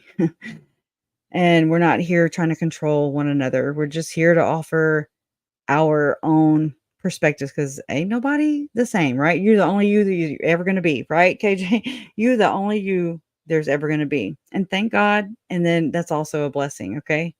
In and of itself. That's fascinating. We're complex. We have a lot to offer. Everybody on this planet, in this community for sure, has something to offer. We all hold a piece of this tapestry. We're all trying to bring this together, whatever that is. There's no grand conspiracy. We're just, I don't know, trying to figure it out. But I get mad. I've gotten mad. I've said some shitty things, because I'm not making an excuse for myself. You can only take so much, and then you kind of just explode a little bit. But there's Troy Abels, who, that's the Last Dispensation YouTube channel that has offered Tim Ballard and his ilk a place to spew their lies, to push the propaganda, to hurt others, to gaslight, and to intimidate their alleged victims, to control people. And even I do believe Troy too. I do believe that Troy, because there's so many different preconceived or misconstrued, or just, it's not, nobody wants Operation Underground Railroad. Nobody wants the church. Yes, we can leave the church alone. Ex-Mormons can leave the church alone when they leave the church. But it's like you're running out of a temple on fire, let's just say, a burning building. Your family's in there. You got out. You realize what the hell you've been through. You're looking back, and the damn temple, the church where your family is, they're all there, and they're getting burned. They're getting hurt, and it's going to consume them, and it's going to kill them. It's going to take them away from you. It's going to interfere with their salvation without them even knowing what's even happening, because the powers that be. So I see so many ex-Mormons, and I have a lot of respect for you guys, in a big place in my heart, because I get it. I get it. It it kills people. They kill people using these methods, and they control people, and they enslave people, and they silence people, and they shame people, and they do all the things. They hurt people, hurt people, right? So, those of you who have made it out, and you can't help but talk about it, because you're living, I'm not Mormon, and I talk about freaking Mormon stuff. I know I don't talk about it the way a lot of other, real Mormons talk. I'm not a Mormon. I'm a human with a very Mormon story, because it's all up in that shit. Okay. It's deeply embedded in there. So that's not even an issue. That's not even an issue. It's that, very much so. But I want to lead by example. I want to show people how I was taught to be, and not by telling them what to believe. It's by showing them, right? So it was really good, because I think it was last week or whenever, and I was like, I did a little, I talked to the camera. Y'all were here in the live stream, and I've said something to Troy Abels, it's just like, dude, it's not about that. It's not about right. It's not about wrong. It's about please protect yourself. Please know that from the way it looks over here, it looks like you're being used. It looks like you're being, like I don't want to see that. At the end of the day, he's not my enemy. Neither is Tim. Neither is Lori. Neither is Chad or my 2 ex-husbands. Just saying, they're not our enemies. That's not what we're here for. Okay? We give grace, but we don't just continue to give and give and give to people that take and take and take. But I just, he was, and so Troy was in my comment section and he was like, it was under my Gordon Bowen video of all videos, that's like, whoa, Mr. Punisher, Gordon Bowen's the alleged Punisher for the Church of Satan, the LDS version of the Church of Satan. So there's a whole, anyways, too much to get into tonight. But it was really good to see him in my comment section.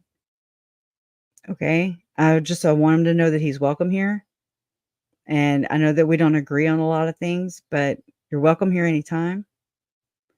And I'm sorry for the things that I said while you were Mormon. No, I'm kidding. I'm kidding. That just came. I'm joking. I really am. I'm sorry. I'm really sorry for the things that I've said in this process because it's not the way to go. It's not the way to be. And I'm here. We're here. And everybody's welcome here. Everybody's welcome here. But we are going to talk about difficult things. We're going to talk about things that are uncomfortable. Okay? We have to get comfortable talking about uncomfortable things if we want change. If not, we're going to continue this. You believe in whomever you believe in. I respect that. Please respect, the way I believe. But if you see that it's going to be harmful or that it's harmful or that it's hurting others, please, I'm going to say a Giselle thing right now. I mean, a Gazelle, oh my God. The Grizzly, oh my God, I'm blank right now. Grizzly true crime, right? See something, say something. That's all. Don't get mad. Ain't nobody trying to be like, oh, she just mad. She just wants what I have because she's jealous. No, get over yourself. Get the fuck over yourself, okay? It's going to be a whole lot of getting over ourselves. Really. Okay. We're not special. We're just here. Making love win. So I just don't like seeing people hurt. And I just want people to acknowledge my family that was murdered because of this fucked up system, because of this effed up system that we don't all realize or recognize at the same time because we're in our own processes. Okay. But it's very harmful from my experience, the way it looks. And I've really tried to put in the time and the energy, trust me, the energy. And I'm not trying to be like, you're right and I'm wrong. And this is the Jesus and this is not the Jesus. I'm not here to tell you that. I'm just here to share my perspective. Your perspective is welcome here also. However, I don't want to see you hurt, my friend. Okay? And you shouldn't want me to be hurt. You shouldn't want that on me either because that's what happens. This is your brother's keeper. And it's not just about an organization. Think bigger. Okay? Because my God is big. He loves all. Think about all the children in the world. Think about all of the people that have ever lived. Whatever that looks like, I just know that resonates in my soul. It doesn't resonate in a book of scripture. And I'm sorry, I'm not trying to offend anybody. It just doesn't. I don't resonate with a building. I don't resonate with I don't know. I'm just like, what? I don't. And so you shouldn't want that on anybody else or yourself either. Okay. Because you're worth so much more. I just don't want to see you hurt. I don't want to see you being used and abused and exploited. And I'm not going to be like Lori. I'm not going to meet you at Jesus and say, haha, I told you so. Mm-mm. I'm going to help you pick. I'm going to help pick you up. You're going to pick yourself up, but I'm going to help you. And I'm going to be there to tell you that you're worth it, that you are cherished, that you are loved, that you are needed, that you are desired, that, we need you. Okay. Because we need you. We're up against some evil ass shit. It's not about that. My God loves you, and you don't have to have a temple card. You don't have to have a membership. You don't have to pay anything. Nothing. You don't, no middleman. Cut the middleman out. Okay. He's not a car salesman, right? Oh my God. He's a bunch of Mark Means, it's a bunch of M. Russell Ballards and Tim Ballards and just all these gatekeepers who are just like, you got to pay the toll to cross or you got to pay the troll to cross the toll, and bullshit. Move around. Like, no, stop that. Stop trying to control other people. Anyways, all right. I love you. I love you guys. I'm thirsty and I'm empty. So, all right, for real this time. I'm sorry it's been so long. And I feel like I just did a sermon though, but it was just a very nonsensical one. But anyways, thank y'all for listening to me rant and share, but thank you. Just thank you. And I'll see you guys later. I'm just talking to y'all, Nina. Glad you're here. Oh yeah, that just made me think of Maria P. I miss her too. I'm trying to think of people, like, don't think we don't see you, okay? Because we love seeing you guys. Thank y'all for touching base. And, I know we're all busy. I know we move on. I get it. I appreciate you while you're here. While you're always welcome. Doors are always open, okay? Just wipe your feet at the door. That's all. All right. Love you guys. Justice for Tylee, Charles, Tammy, JJ, and Joe. Love always wins, and you guys are proof of this. Thank you again, KJ. Thank you, mods. I love you guys.